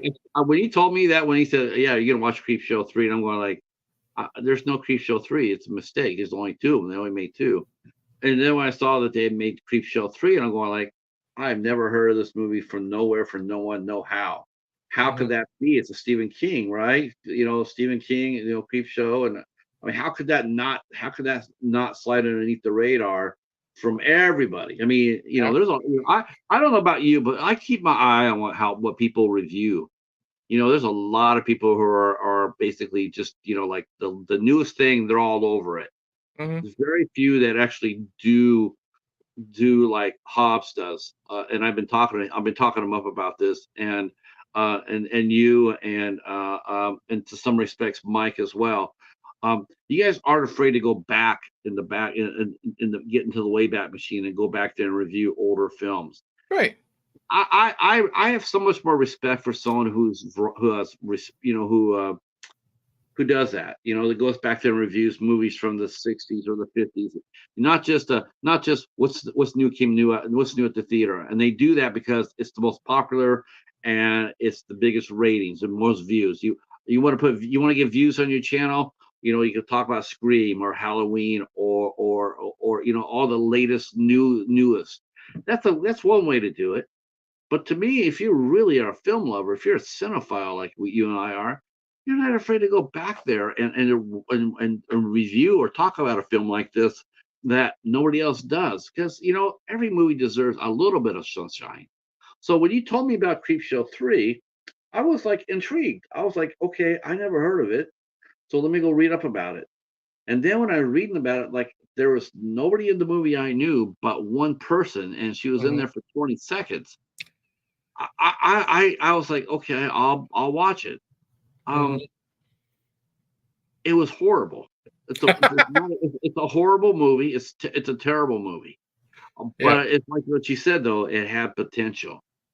Yeah. I mean, the funniest one was where where there's 2 college students and they go to their professor's house for dinner, and he's always playing pranks on them. So they think that we're gonna prank him by taking apart his robot wife that he must have gotten from overseas. And it turns out that the robot wife doesn't have electronics in it. Yeah, the real person. Yeah. Now that was humorous. That was actually I could actually see Stephen King writing something like that. Oh yeah. Totally. Yeah, that would be the twist. Yeah. But I think what killed this movie more than anything else was not only the pacing, but I think the actors, while they did try hard, I think they were just in a really bad movie. And they didn't have enough skills to get out of it. Right. They couldn't elevate it at all. Jeff Fahey. Okay, so maybe maybe Blue Demon was not that good, but think about how much worse it would have been without Fahey in it. Did you know that Creepshow 3 is kind of like Don't Go Into the Woods Alone, that it now has a wide Blu-ray distribution from Scream Factory, no less. Scream Factory has a special edition of Creepshow 3. That's exploitation. How does something like Sharkula or Creepshow 3 get a wide distribution, but we can't get that Toxic Avenger movie out? Yeah, I agree. You know what? It's like I agree. Boutiques. That's a whole different show. I truly don't understand it. I don't understand. I mean, I was sitting here watching. I think Vinegar Syndrome came out, and one of the movies they were pushing for that release that week was Navy SEALs from the '90s with Michael. Charlie Sheen. Charlie Sheen, right? Yeah. I saw that movie at the theater. I loved it. It was a fun action movie. It's fun action. In fact, and then I saw that it was coming out on one of the boutiques. I love Roadhouse. Roadhouse is the shit. Um, and but they're charging $60 to buy a copy of Roadhouse. Oh hell no. $60. You could go down to the Dollar Tree and pick it up for $1.25. Yeah. And then Navy SEALs, and they're charging like $55 for it or $50 for it. I'm going like, okay, so it came out in Blu-ray. I picked up a DVD copy of that week for a damn quarter. Mm-hmm. For a quarter. Yeah. I'm just like, people. I mean, I think some of these boutiques, I think they just exploit. They Yeah, exploit. they know people will double and triple dip. And and it's just like, and they charge the prices they charge. It's absolutely insane. I Yeah. don't get it. People come with their this is my Severn here's my Severn hall, and I'm going there, and I tell you, Eric, I'm not even kidding you. They'll pull out some of their sales. That's my budget for 2 years. Two I'm in years. some of those I don't know how. Facebook groups, and I see their receipts at the end. They've spent 350, $400. I don't I made a decision a long time ago. I will never order from anywhere, whether it's Scream Factory or Criterion or anybody, unless they have a sale going on. And it's usually like Criterion. I don't mind because lots of times they do a 50% off sale. Right. That's I I have no problem doing that. Or sometimes, say it's John Carpenter's birthday or Roger Corman's birthday, Scream Factory would do a 50% off sale. Absolutely. But other than that, it's not worth it, dude. It's not worth it for 2 bonus interviews. Who Oh my cares? God. 2 bonus interview, and the thing is, though, is the one thing that the movie was good. Yeah. Okay, so Navy SEALs is good, Roadhouse is good, but the thing that it is, though, they have been released so much already Yeah. that the fact that you're sitting there trying to squeeze $60 out of people for it, where it's just, Yeah. I don't, you know what though, what they say, like, there's a sucker born every minute. Hmm. I'm sure they all sit there and say, well, yeah, the only reason why we did it is because people will buy it. I get that, but Yeah. to me, at the same time, it's like, okay, if they'll buy it at 60, they'll buy it as 40. They'll They'll buy it be at more 30. likely, they'll They'll buy buy it it. at 30, you know, lower the price down a little bit. Yeah.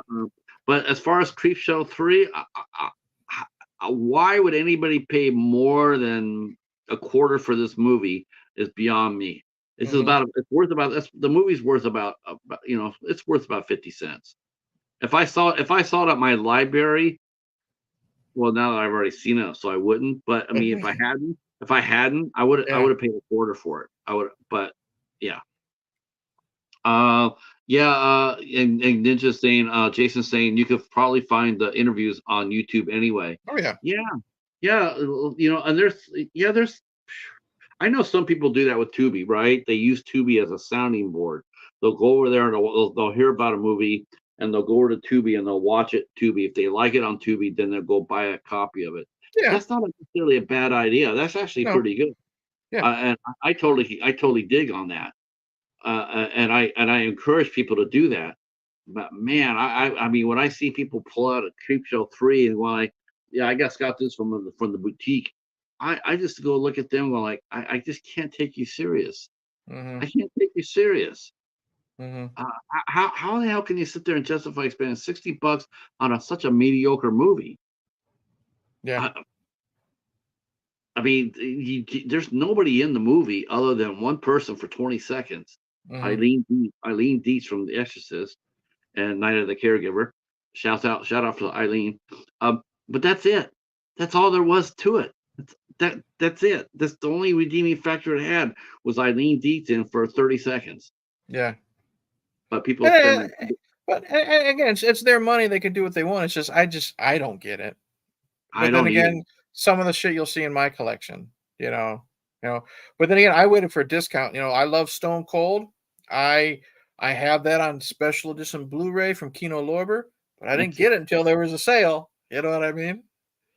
Is that your all-time favorite movie? Because you know what? No, I do That's love a it though.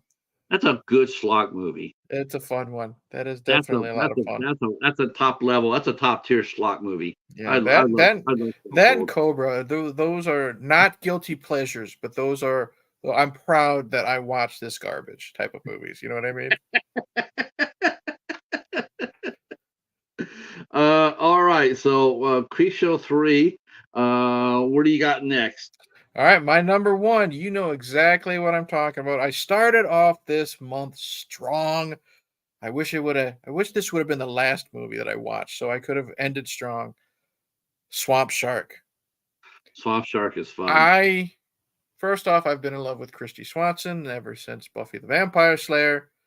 Um, and I when I found out that this was a made for sci-fi channel movie, my hopes, I was like, all right, this is gonna be good because, like I said, I like those type of. I love Sharknado. I like when there was that period of time where they grab an actor or actress that haven't heard from in decades. Because DB Sweeney's in this too.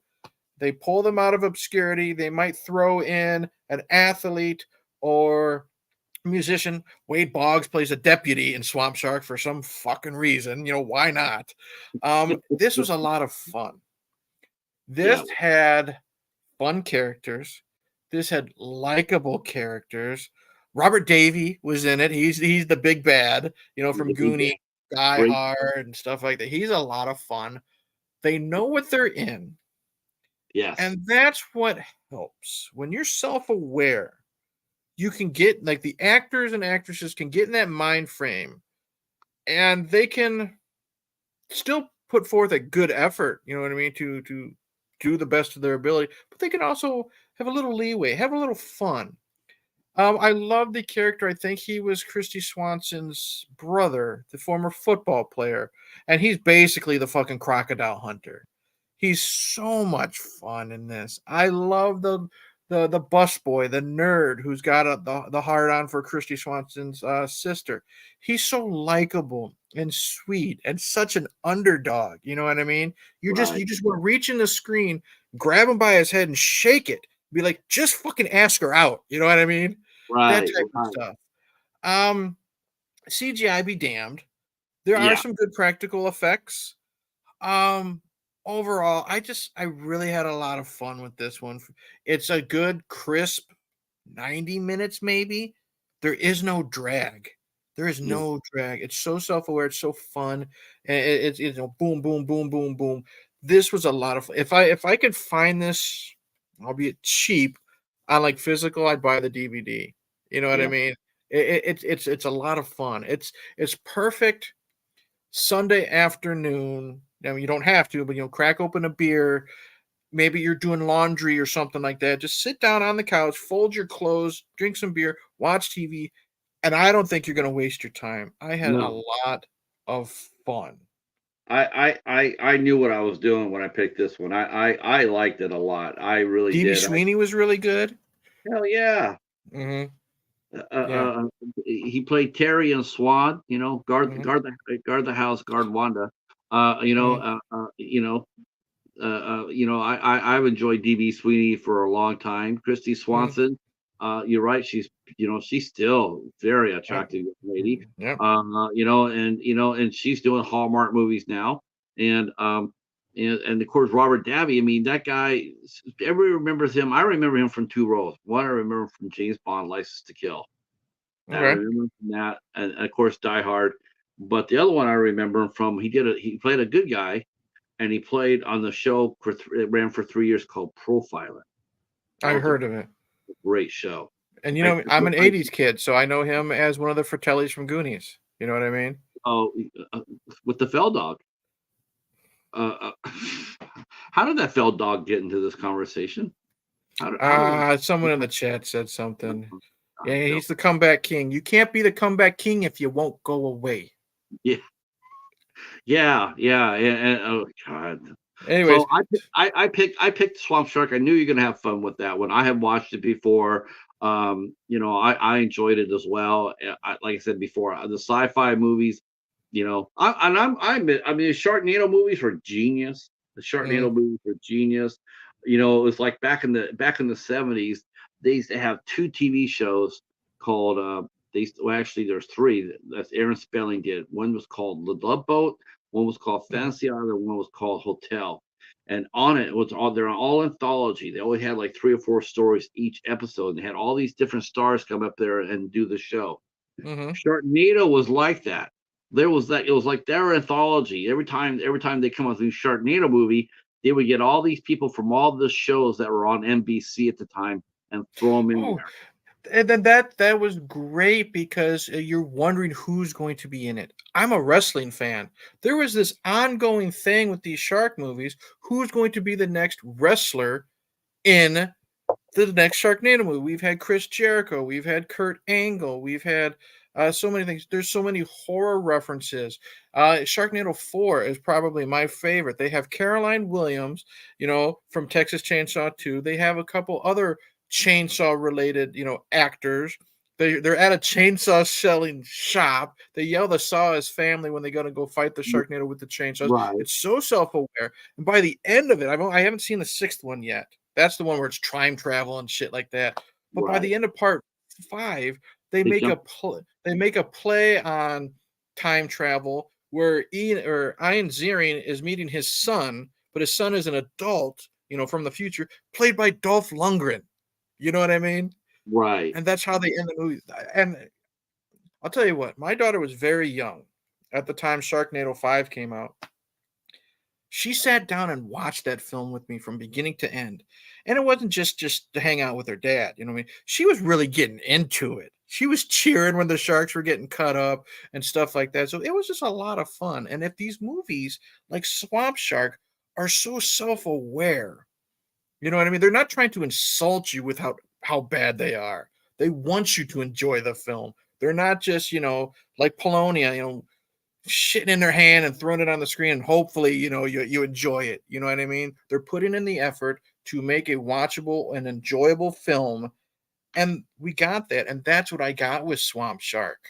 I got a really good performances, really good chemistry with these actors, a Yeah. lot of fun, you know. It's an actual movie. It's actually a good movie. Like you could, like you said before, you could have something cold to drink, get popcorn, have some friends over, watch a couple of movies like this. And sci-fi excelled at this. Oh yeah. Sci-fi excelled, and it's the basic premise. What they did with their casting of their horror movies is the basic premise that Hallmark does for their movies. Hallmark does the same thing as you notice when we're doing our Hallmark show. They'll have their two big stars, and then they'll have a name that from the past. Like, oh yeah, I remember that, like Gregory Harrison, or something like that, or Bruce Mm-hmm. Black. They'll have that in there. They'll have the two main stars, and they'll have a name from the past. It works. It's a Yep. great formula. People come up who came up with it and cast it. It's smart, and it makes every movie like that comes out, instead of dreading it, right? Instead of Mm-hmm. just going, oh hell no, just no. You Like, I you're mean, you're anticipating. You're right, excited. You're waiting for the next one to drop. right. I mean, it's like, like the Sharknado. Look at the Sharknado movies. People love them. People love them. I mean, I think they went to the well one too many times with it, but the people still loved it, and it was an event.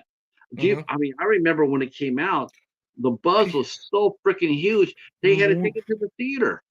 There were people like they were Sharknado by the time 2 and 3 were out, they were Sharknado parties. You know what I mean? Sharknado viewing parties because people were just having so much freaking fun with it. I And they love also wanted to see all these stars from the past. Like they got her. Frankie Muniz, to be in the third one. We haven't seen him since like Stay Alive. It's been at least 10 years in between that and Sharknado 3. And then again seeing Dolph Lundgren. They got Dolph Lundgren to be in part They got 5. They have so they many. got They have like Hasselhoff playing the dad. yeah, the Hasselhoff is in Tara Reid. For Yeah, whatever for I'll our listeners. I'll tell you, that's one thing I really appreciated. Not I don't know how in the long term, but that was actually one of the things I was actually pretty happy to see, both for Ian Ziering and for Tara Reid, because He both had of them at that point, their careers were dead in the water. yeah, They really were. They weren't pun doing intended. anything. Yeah. And then all next thing when Tara Reid, her idea of getting press is because she couldn't feel one of her breasts, because she had implants, and it got exposed. That was Yeah. the big terror thing of the Yeah. year. Yeah.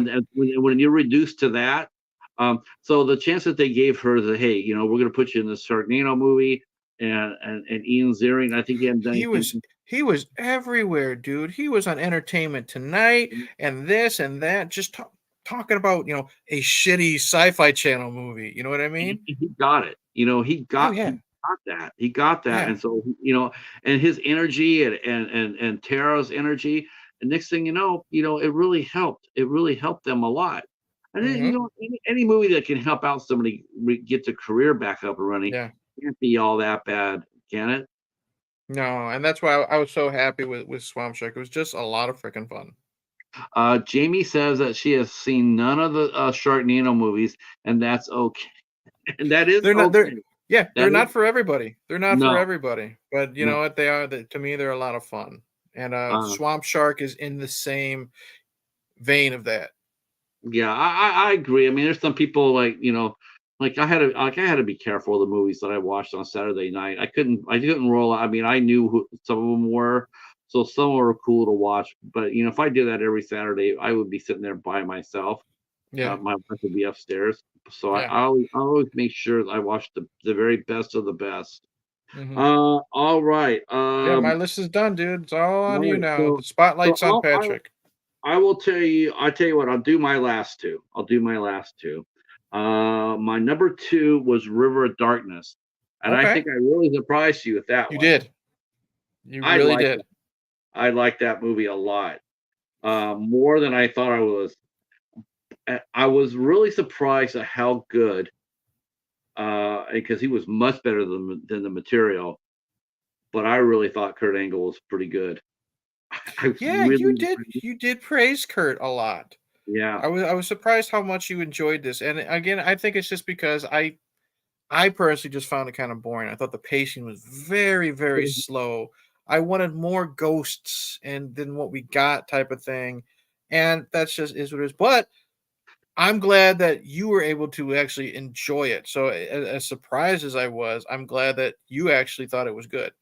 Honestly, the pacing is definitely a factor, but that's beyond his control. Hmm. Yeah. Having him bounce back from the same person over and over and over, that's not Yeah. his fault. Right. He's doing what the script says. It's a poorly written script. Yeah. Not very strong not a very strong director to pick that up. Hmm. Talk about filler. Okay, Yeah. here, we had you talk to the shop owner yesterday. We're gonna have you do that again today. We're gonna have you do that tomorrow. Why? You've already established. We're gonna have you go into the diner and sit there as people are talking in the background, and then you just say, "Oh, that was some good pie and coffee," and leave. You know what I mean? Right. Yeah. Listen to him talk shit about you, but then you get up there and say that was a mighty good slice of cherry pie and coffee. Yeah. So like they did in Twin Peaks, right? Yeah. Yeah. Right. So But um, Glacier, the actor who was Glacier in WCW, is it Ray? Ray something. I can't think of his name. He was pretty good too. I liked him a lot in that. The little it bit was, that he was like the cook from the diner, I think. yeah, he was. Hmm. And the thing that it was like too was what I liked about it too. What I felt when I was watching this movie, the movie that came up there to sit there and go like, like tug at me, like, where have I seen this before? Was the first Fog. Hmm. It was reminiscent of Yeah. that. The ghosts coming from the past to take care of the people of the future. To get the revenge. Yeah. To get the revenge. It's a hoary plot, but I liked how they executed it. I thought the gore was good. I wish there Yeah. could have been a little bit more of it. Hmm. They didn't make Kevin or Sid talk really. Um, Yeah. I think Kevin Nash had like maybe 3 lines, and he's the only brother that talked out of the 3. I guess overall I was pleasantly surprised, and this definitely was Kurt Angle, and he definitely stole the whole movie. And the only thing I could think of was why didn't he go do this? I Hmm. mean, he's got more range than Cena. The thing, Kurt Angle has a lot of charisma. Like he Yeah, really does. If you, I know you're not really a wrestling guy, but when he is allowed to just run with it, he can poke so much fun at himself. He can be very serious, but he can also be a big fucking dork, and he's I'm a entertaining. That's the thing. I was a fan. I admit when he got addicted to the painkillers off his Yeah. many injuries, he broke his neck and what have you. I mean, I was so in his corner. I still am in his corner. Mm-hmm. And he's like, I saw him coming back and wrestling. I'm like, for the love of God, how come there's nobody out there telling him not to do that? Why didn't they tell Right. that to Adam Copeland? Don't Yeah. do that. You don't Right. need you don't need to do this anymore. I mean, Mm-hmm. Adam Copeland's actually a halfway decent actor. I've Yeah, he's seen. decent from what I've seen in a few things. Yeah. Yep. I saw, a lot of pro wrestlers, since they have to act anyway, it's basically Mm-hmm. male soap operas. They know how to carry a storyline. They know how to sell it. I wasn't surprised at all to see how well Mm-hmm. Kurt Angle did. I really Mm-hmm. wasn't. The only If thing that he's really given the right disappointed material and the right me, people to bounce off of, he's really good. and I wish someone would have told him that back then, because I don't think he's done anything since then, really. Not But really. I wish someone would have told him, "Hey, you have a future if you want to do this." Mm-hmm. You know, if long as you get the right scripts, because that's what takes Stone Cold away from acting. He got Mm-hmm. tired of just playing the same damn role every movie. Yep. He says, I could do more than this, but every single time you guys give me the same movie, I'm fighting the same fucking bad guys I did the last movie. Mm-hmm. I'm fighting the bad guy of the week of the month here. Vinny Jones this month. Don the Dragon Wilson this month. Whatever it is. And he's like, Sylvester Stallone this month. Yeah. yeah, he never. And he's sitting there looking at Dwayne Johnson. And he's looking at John Cena. He's going like, how come I can't get those opportunities? And he could have, and Kurt Angle could have done it too, Mm-hmm. but nobody really encouraged him, so he went Yeah. back to wrestling. But it's Yeah. a missed opportunity, but I really liked River of Darkness. I know you hated it, and I was Well, surprised. I wouldn't say I hated it, but I didn't like it. There's a difference. I thought I would recommend that to anybody if you want to watch a fun movie with a wrestler in it. It's better than what was that Thunder Bay or something like that. Sons of Th- Thunder, some bullshit. Hulk Hogan did it. oh, Thunder in Paradise. Ugh. All right, All right, let's get to number one, big guy. number one, number one, number This one, one. I'll Without say without this before you reveal it. I told you I went below the belt on a couple of these movies. I was surprised. I didn't think you would hate River of Darkness, but I'm surprised and happy that you enjoyed it. I knew for a fucking fact you would love this movie, and I wanted to throw you a bone. And I also kind of wanted someone to throw a spotlight on it because I have, and no one talks about this film. Go ahead. my number one film for Sharks and Schlock, and I'm going to make sure that when we do this again, I'm gonna make sure that I find well, hell, that'd be easy for me. I got 275 of them sitting over here, but I'm gonna make sure one of these movies is gonna be a movie that I absolutely know that you'll love. I'm still gonna give you some shit. You haven't Oh, of even. course. I'm still. You still haven't met Dustin Ferguson yet, but Not you but yet. you, but you will. You will. So my number one movie here, and this is such a delightful movie, and it's criminal. It's criminal that nobody talks about it, Yes. and that is Sushi Girl. Yes. Man, fucking amazing movie. Okay. Before we talk about Sushi Girl, did you know anything about it going in other than like I told you that there was a great revolving cast? Like I knew two initial things. impressions. I knew two things about it. One, I knew that Magnet had released it. And Magnet Okay. is the action arm of Magnolia, and I Mhm. knew that Courtney Palm had done it. And Okay. me and Steven actually approached her about doing an interview, Okay. and she had requested money. So we talked about Courtney Palm, but that was it. I mean, I saw it at Dollar Tree. I saw that at Dollar Tree. Hmm. I actually picked up a copy, but Yep. I had never gotten to it yet. That's why I'm glad because I knew you had a copy. So even if they took it off Tubi, I knew you had access to it. And the time I made my list, I knew you hadn't at least reviewed it. So I'm like, I gotta get you to watch this film. And I'm Yeah, so glad I'm not yes, I'm so glad that you enjoyed it, but I did there was no way that you wouldn't. yeah, this is a banger of a movie right here. Action from the very first. A beautiful plot. a shocking connection to Kill Bill. Mm-hmm. That's right. I said Kill Bill. If you guys are a fan of Kill Bill, Horatio Hattori Hanzo makes an appearance in Sushi Girl. It's Sonny Chiba. Mm-hmm. And if you remember him, I got to talk about this now because I was so excited. Yeah, good. When you go back to Kill Bill, if you go back to Kill Bill when he's running his little bar and you see him how he's dressed, the little hat, the coat, the robes, and everything else, he dresses the exact same way to the T. To the T. It's him. It's Hanzo Hattori. Mm-hmm. It's Hanzo, and it's like that is amazing. Now, I don't think they could have announced his name because of the right situation, but you know Correct. damn well who it is by just seeing it. Right. And that's not the first time that's happened.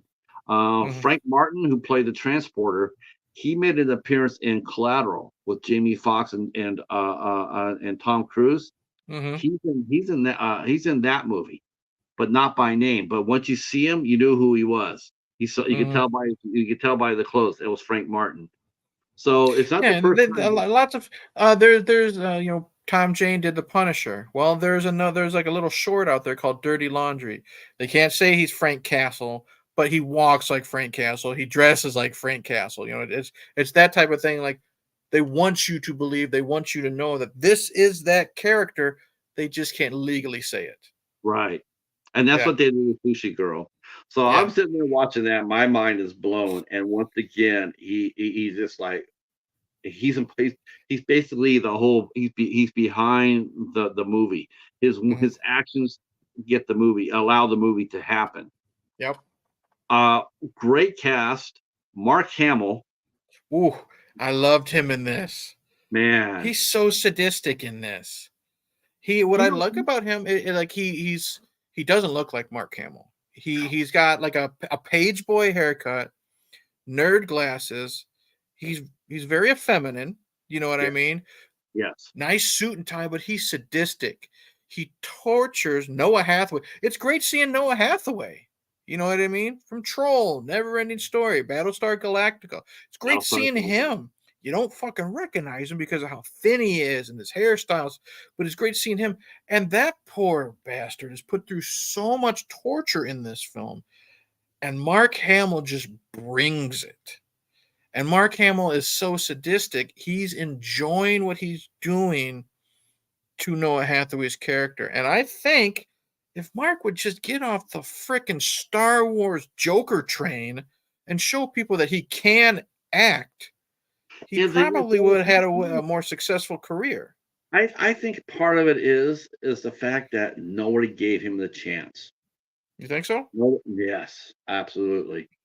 I'm sure look, the minute, I mean, that's probably one of the reasons why this movie's not even heard of, because they didn't Mm-hmm. publicize it, because once they did, it'd be like Luke Skywalker. So Yeah. I'm sure they're going like, yeah, we can't, how are we going to do this? How are we going to market Mark Hamill? Do that in every movie. I mean, try to market him after Star Wars. It was always Star Wars. I mean, he Yeah. really did. I mean, even he was. I mean, even after the original came out, he tried. He did Mm-hmm. a movie called Corvette Summer. Mm-hmm. I think that did okay for him. But as far as that goes, no, nobody's going to cast Mark Hamill because it's the comparisons. The first thing you hear is going to be this Luke Skywalker. And how can you move and how can you create when that happens to you? True. I mean, I look at people like, and the thing about it is, though, if you look at it, you think about like Elijah Wood, Mm-hmm. Lord of the Rings. But the thing what it was that Elijah Wood actually had a career before that. Yeah. He had done several movies before the He Lord of was a the Rings. child act. Yeah, he was a child actor. Yeah. But I don't think Mark Hamill had that opportunity. I think he came out there, he did the Star Wars movies. I think it's one of the reasons why he dragged his feet in coming back. He tried, and that's one of the reasons why he did voiceover work is that people would not see him and Right. instantly go like, "Oh, it's Luke Skywalker." And his voice work is phenomenal. Oh yeah. He's a fucking fantastic Joker. And the thing is, he was recently in Midnight Mass for Netflix. He was fantastic in this. If he can, and I think that's the problem. If he can play these sadistic characters, it's like putty in his hands. He can be a sadistic character because he's very sadistic in Midnight Mass. But again, people like, would you like, if you weren't as into film as you are, Patrick, if you heard Luke Skywalker's going to be the bad guy, you wouldn't take it serious. I would be very curious. You would? I would. Mm-hmm. And Okay. to me, it's like go back to Elijah Wood and look at some of the roles that he took, Mm-hmm. right? Yeah. After playing Frodo the Lovable Hobbit. In fact, one of his roles was so strong that it chased our friend Mike away. He exited the door stage right. He I did. don't think it was Elijah himself that chased him away. I think it was the movie. But Well, but he I'm still stunned at that. and Dennis is I'm right. The still, you know Guyver. what's funny? The Yeah. door's still open, and I'm still waiting for him to come back from the store. He went out for a pack of cigarettes, Patrick. It's been 2 years. Yeah. But But what he I did, get your point. but he did Sin City, right? Yeah, I it's good in mean, Sin look at City. that. I mean, here he is. He's a sadistic killer. He cut off Carla's hand and ate it. I mean, all of a sudden, and then next thing you know, now he's in the Maniac remake. I mean, it's like that ain't Frodo. And people No, saw him a lot different. All of a sudden, it wasn't like they're seeing him as Frodo. Now they're seeing him as they're seeing him as in Sin City as a sadistic killer. And Elijah's a big horror movie fan, and now that his life's set, he doesn't have to act a day in his oh my life god. because of the Lord of the Rings movie. Now he can do these weird movies like Cooties or Don't Tell Daddy and stuff like that. You know what I mean? I don't think Mark Hamill ever got to that point. No, I don't think so either. Not until the last trilogy. Yeah. But he didn't. I mean, could you imagine if Mark Hamill would have been paid the equation of what that they made for Lord of the Rings? Oh yeah. He owned a studio, Mm-hmm. but Yeah. but And he didn't get. Elijah owns a horror. Company, so that but it's just a fantastic cast in Sushi Girl. Tony Todd, Michael Biehn, Danny Trejo. Yeah, a lot of these roles, they're there for Jeff Fahey was Jeff in it. Fahey. Yeah, and a Um, lot of these roles are small, but it's still cool to see them because they're good in what they do. and you know what? How cool is it too? How cool is it too to actually see someone like Tony Todd actually get the fucking flex in a movie? Yeah, Like to actually like lead the movie. I mean, holy crap! he's the I'm lead of. so Yeah, he's the lead of this. Yeah, it's he great. is. And I'm so frustrated when I see some of these movies like this with Mark Hamill or Noah Hathaway and Tony Todd. They're in it for like 5 minutes. You have to put their name on the bucket, name on the title, and that's it. No one uses them did you ever think do you ever think that Tony Todd would like to be a lead a feature? Did you ever think about that? He was a classic stage actor before he got lucky in horror. You know what I mean? And I think that's why he's so good in Sushi Girl, because he is given the range to act. He's not Yes, there to show up, fight some zombies, or kill somebody and then just leave. You know what I mean? I watched him in a movie on Tubi. They just released it called Hellblazers. Okay. And sure enough, he's in there for two quick scenes, and that's it. And they didn't Got to even pay the give. bills. Yeah, it's just like wow, you couldn't have made him into. You couldn't have just had him stay on the set for a couple more days and give him something more to do. I mean, we Hmm. love to see this guy act. I mean, he's so he's got that awesome voice. Him and Keith Oh yeah. David, they got those awesome voices. It's like oh, it just frustrates me. It Yeah. frustrates me for him because Yeah. I love this is what I loved about Sushi Girl. Like, look at all those great actors getting a chance to really flex their muscles and do it Yeah. individually. But honestly, the best acting scene in this movie was Courtney Palm. And which one was Courtney Paul? Who was She was the Courtney? girl. She Oh, was the that's right. girl. She was the sushi girl. She was the actual She, sushi girl. she, Yeah. she stole the movie. Hmm. She, her laying there day after day, basically naked, other than fish on top of her, um, and seeing her different reactions and how she could or could not react, because Hattori told her. That's right, I said it. Hattori Hanzo told her, "You cannot move. Right.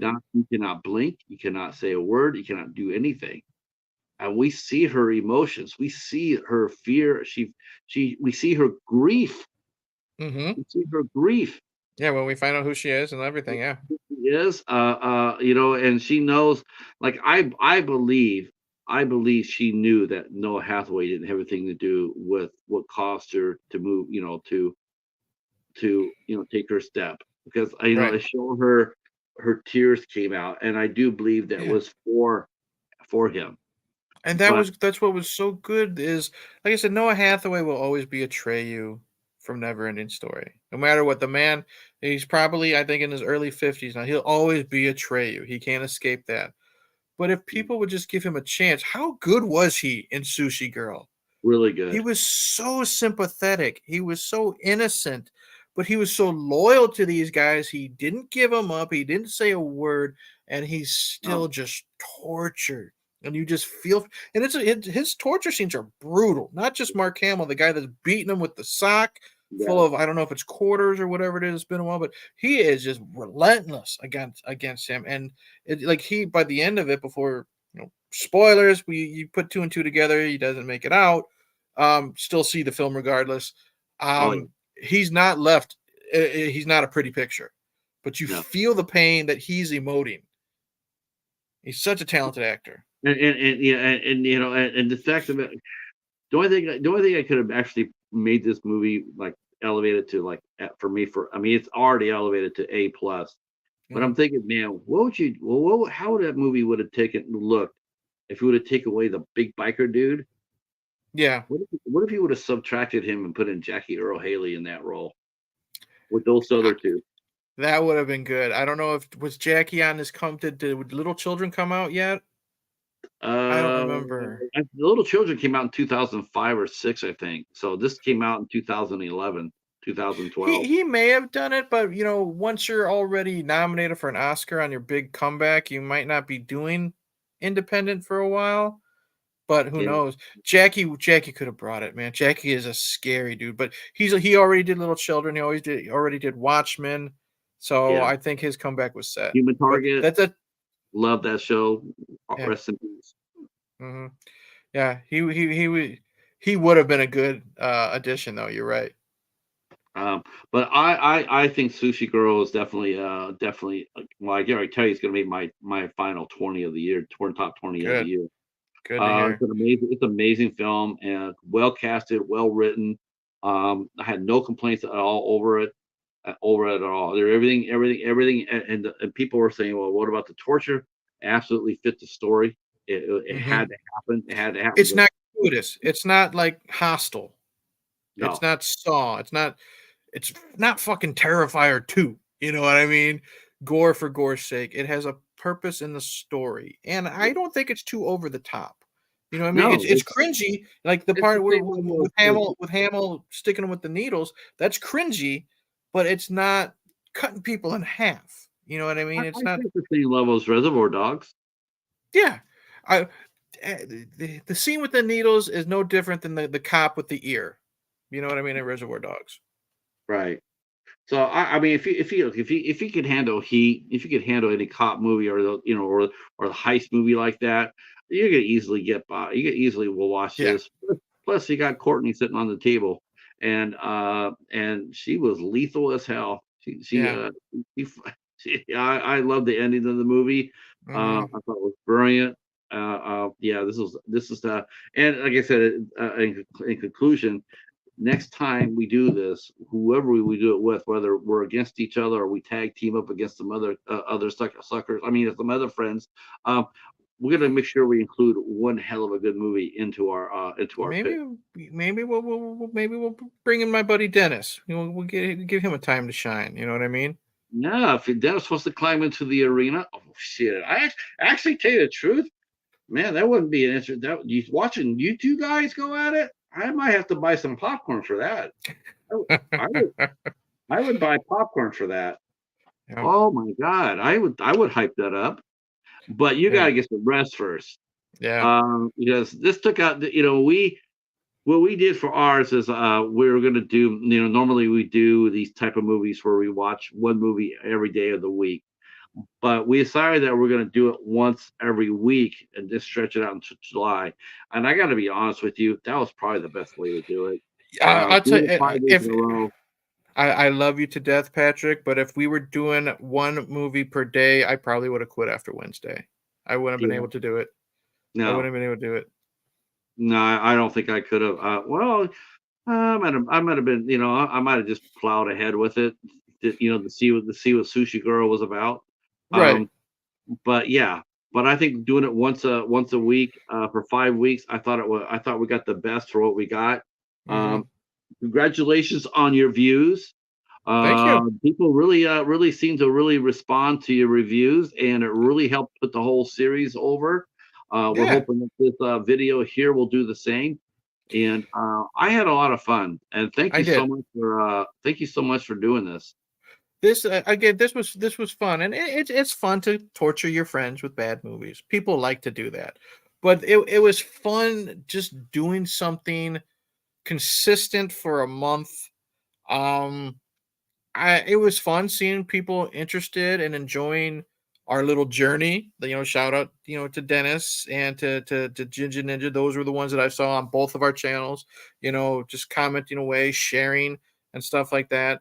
So it's good to know that what we're doing, people are enjoying. You know what I mean? It's And sort of fun making your friends' knees buckle too, where yeah, they don't dare to go inside, that dark hallway because it might be a little dark in there, and yeah. that entertains me to no end as well. It's like, you know, like I don't think I can Dennis handle it. Dennis just said he's in. So Oh, okay. and, Well, and what I do want to say, tonight was fun because I can't. My eyes are bad. Oregon Zan, her yeah, channel. We mentioned her earlier. The fact that she's interested and willing to watch and review Sharks of the Corn on her channel because of how much I shit on it. Mission accomplished. Because she may really enjoy this. I just subbed to her channel. I've not seen her content yet. I don't know her taste in films.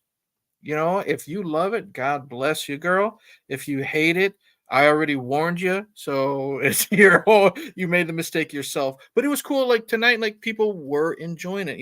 It was cool seeing Swamp Sharks getting like over 500 views. You know what? hell yeah, At first, I was giving you shit. I'm like, man, I watched Sharks of the Corn, and less than 40 people watch it. You know what? In the end, I don't care because I was still having fun with you. And like I said,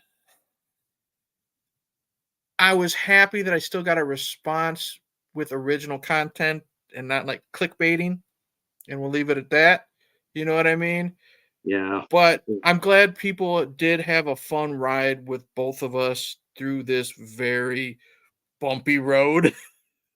And we've already decided that we will be doing this. We haven't decided how often. We're not doing this every month. No, no No, way. We're no. not doing this every couple months. No way. But we I'm will thinking maybe decide. We're maybe definitely 4, we're maybe definitely doing Sharks and Schlock every year. But maybe in December, maybe we'll do this again. Maybe we'll do you Christmas, know Christmas. Christmas Schlock. Something like that. We'll think of a more catchy name. but yeah, maybe we'll do Schlocky. We wish you a Schlocky Christmas or something like that. I I can't wait to see. Now I'm saying about this. Now I'm really. I think you and Dennis that'll be a hell of a fight right there. That'll be a lot If of fun to watch. all I'm gonna say is I know you are not on X because you hate it, and I understand why. But if anyone has followed me and Dennis on X and our conversations, we ingest, we really argue all the time. If you've seen any of our content together, we're always arguing, but we always have a fun time. And that's why I recommend people to go to Dennis's channel. I'm not just shilling him out because he's my buddy. You know what I mean? I have a lot of buddies on YouTube that I don't promote because sometimes you don't make the best content. But Dennis is one that I think would be a welcome addition to We Wish You a Shitty Christmas. You know what I mean? Or however we do this. And yeah, you just signed your own death warrant, my friend Dennis. So we'll see. I just made a comment because they're saying how bad movies make good movies better. I will have to say this that I don't have any bad movies in my collection. All my movies are excellent. You won't find. I will say this: you get a lot of your stuff from the Dollar Tree and from the library for 50 cents. You're getting at least your money's worth. Man, I got some great movies from there. I got some fantastic movies. I really do. Hell yeah. I get the bang. I get the most out of your bang. Um, Hmm. I'm pleased with this. And I am too. well, what do you got coming up on your channel? As we'll go ahead and wrap this on up. I So what do you got coming up? recently, I recently, well, first off, my channel. Anyone in the chat that enjoyed me tonight, please go to my YouTube channel. Hey, Internet Eric here. It's spelled just like my name in the caption. I discuss movies. It's not just horror. I discuss movies. I recently finished the Wreck and Quarantine franchise. That was a lot of fun from beginning to end. Just today, well, first off, we have a playlist of Sharks and Schlock on both of our channels. Well, all my videos and all of Patrick's videos, we each have our own playlist. Please check that out. Just today, I uploaded a video on a dark song, which was a banger. To quote Patrick, a banger of a film. I had a little bit of problem with the ending. That notwithstanding, it was a fantastic film that no one talks about. And then, well, after finishing Quarantine and Wreck, you saw it on my community post. I had a bunch of franchises up, and I was giving people the vote. I know you wanted me to do Transformers, but it was Yeah. a tie, and I just said fuck it. So I had my daughter choose. I literally went into a room. It was between Puppet Master and The Howling. I literally said, "Hey, Boo, killer dolls or werewolves? What am I discussing?" She says werewolves. So I'm sadly going to jump head first into the Howling franchise. How many movies is there 8 or 9 of them now? Jinja is a Howling. I don't know if he's a Howling fan, but he's discussed the Howling and stuff like that. He would know. I know there's at least 7. I've Yeah. already seen the first Howling movie. I've reviewed it, and I did not like it, and that hurts me because Joe Dante is my favorite director of all time, and it's his only film that I do not enjoy, and I've heard it only goes downhill from there. Well, it doesn't go downhill because there's one with Sybil Danning in it, and that's always a good thing. Well, maybe if I put it on mute, we'll find out. Yeah, but watch it on And then YouTube. Sybil, And Sybil then Dan- me and Alex, me and Frenzy, my personal mad scientist, my co-host of the old podcast. Oh god, let me look at my calendar real quick. Hold on, bear with me. We are getting back together Saturday, August 17th. We don't have the time yet. We're getting back together and we are going to have a watch along for Mortal Kombat Annihilation. We're going to keep I, the I'll be schlocky there. theme going. We're keeping the schlocky theme going. Um, we did an episode on Two Bearded Losers about the original Mortal Kombat, how we love that film, and how he hated the newest one that came out. And he said he'd only seen the first 5 minutes of Annihilation, and he loved what he saw. Man, it's a And badass movie.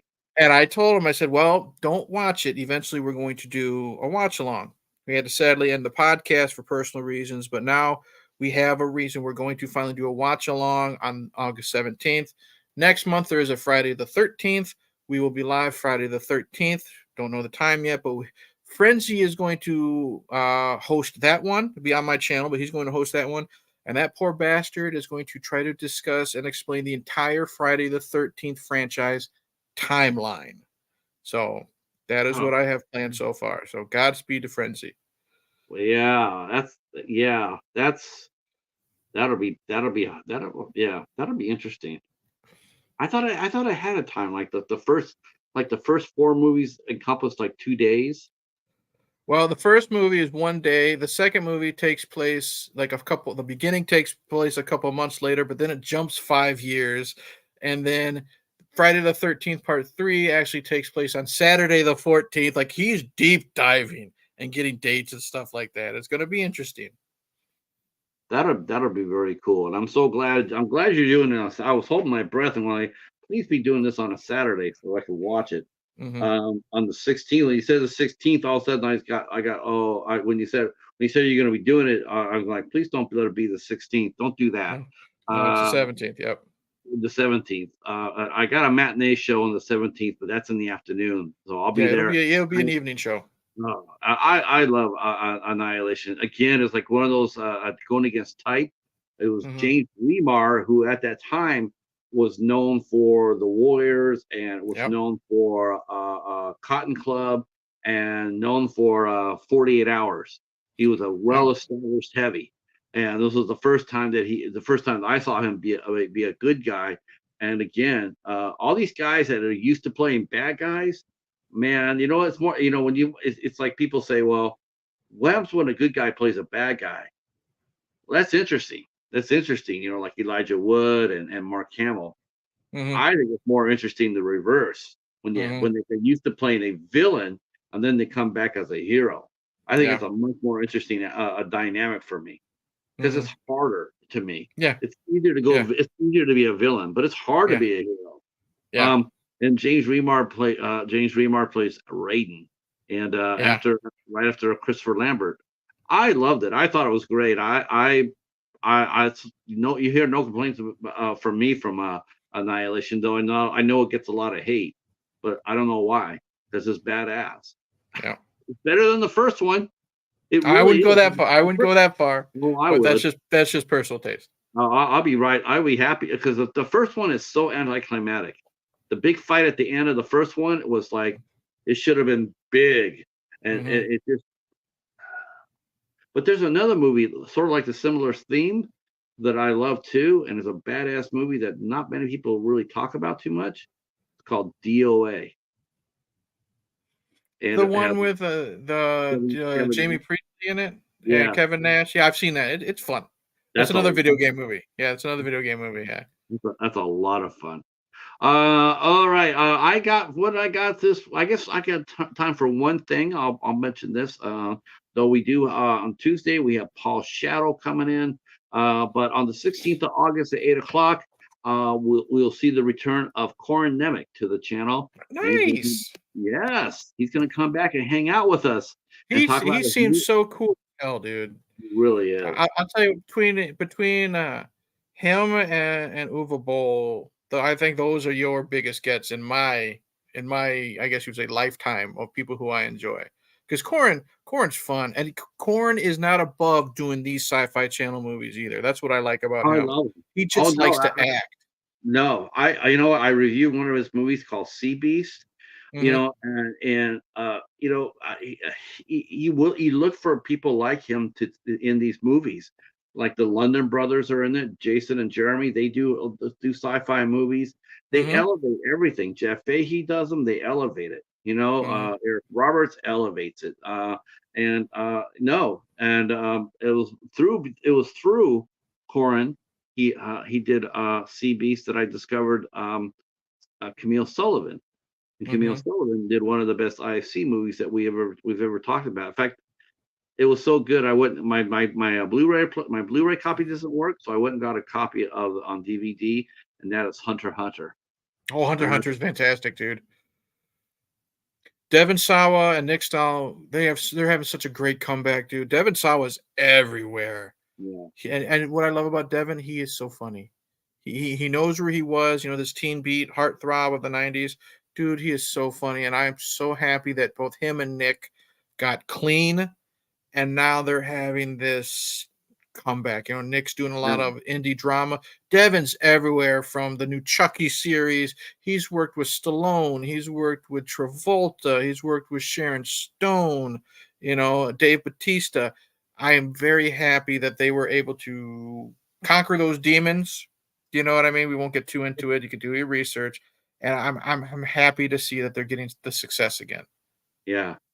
Me too. Me too. I'm so happy. Though I will say there's absolutely no humor in Hunter x Hunter. That's for sure.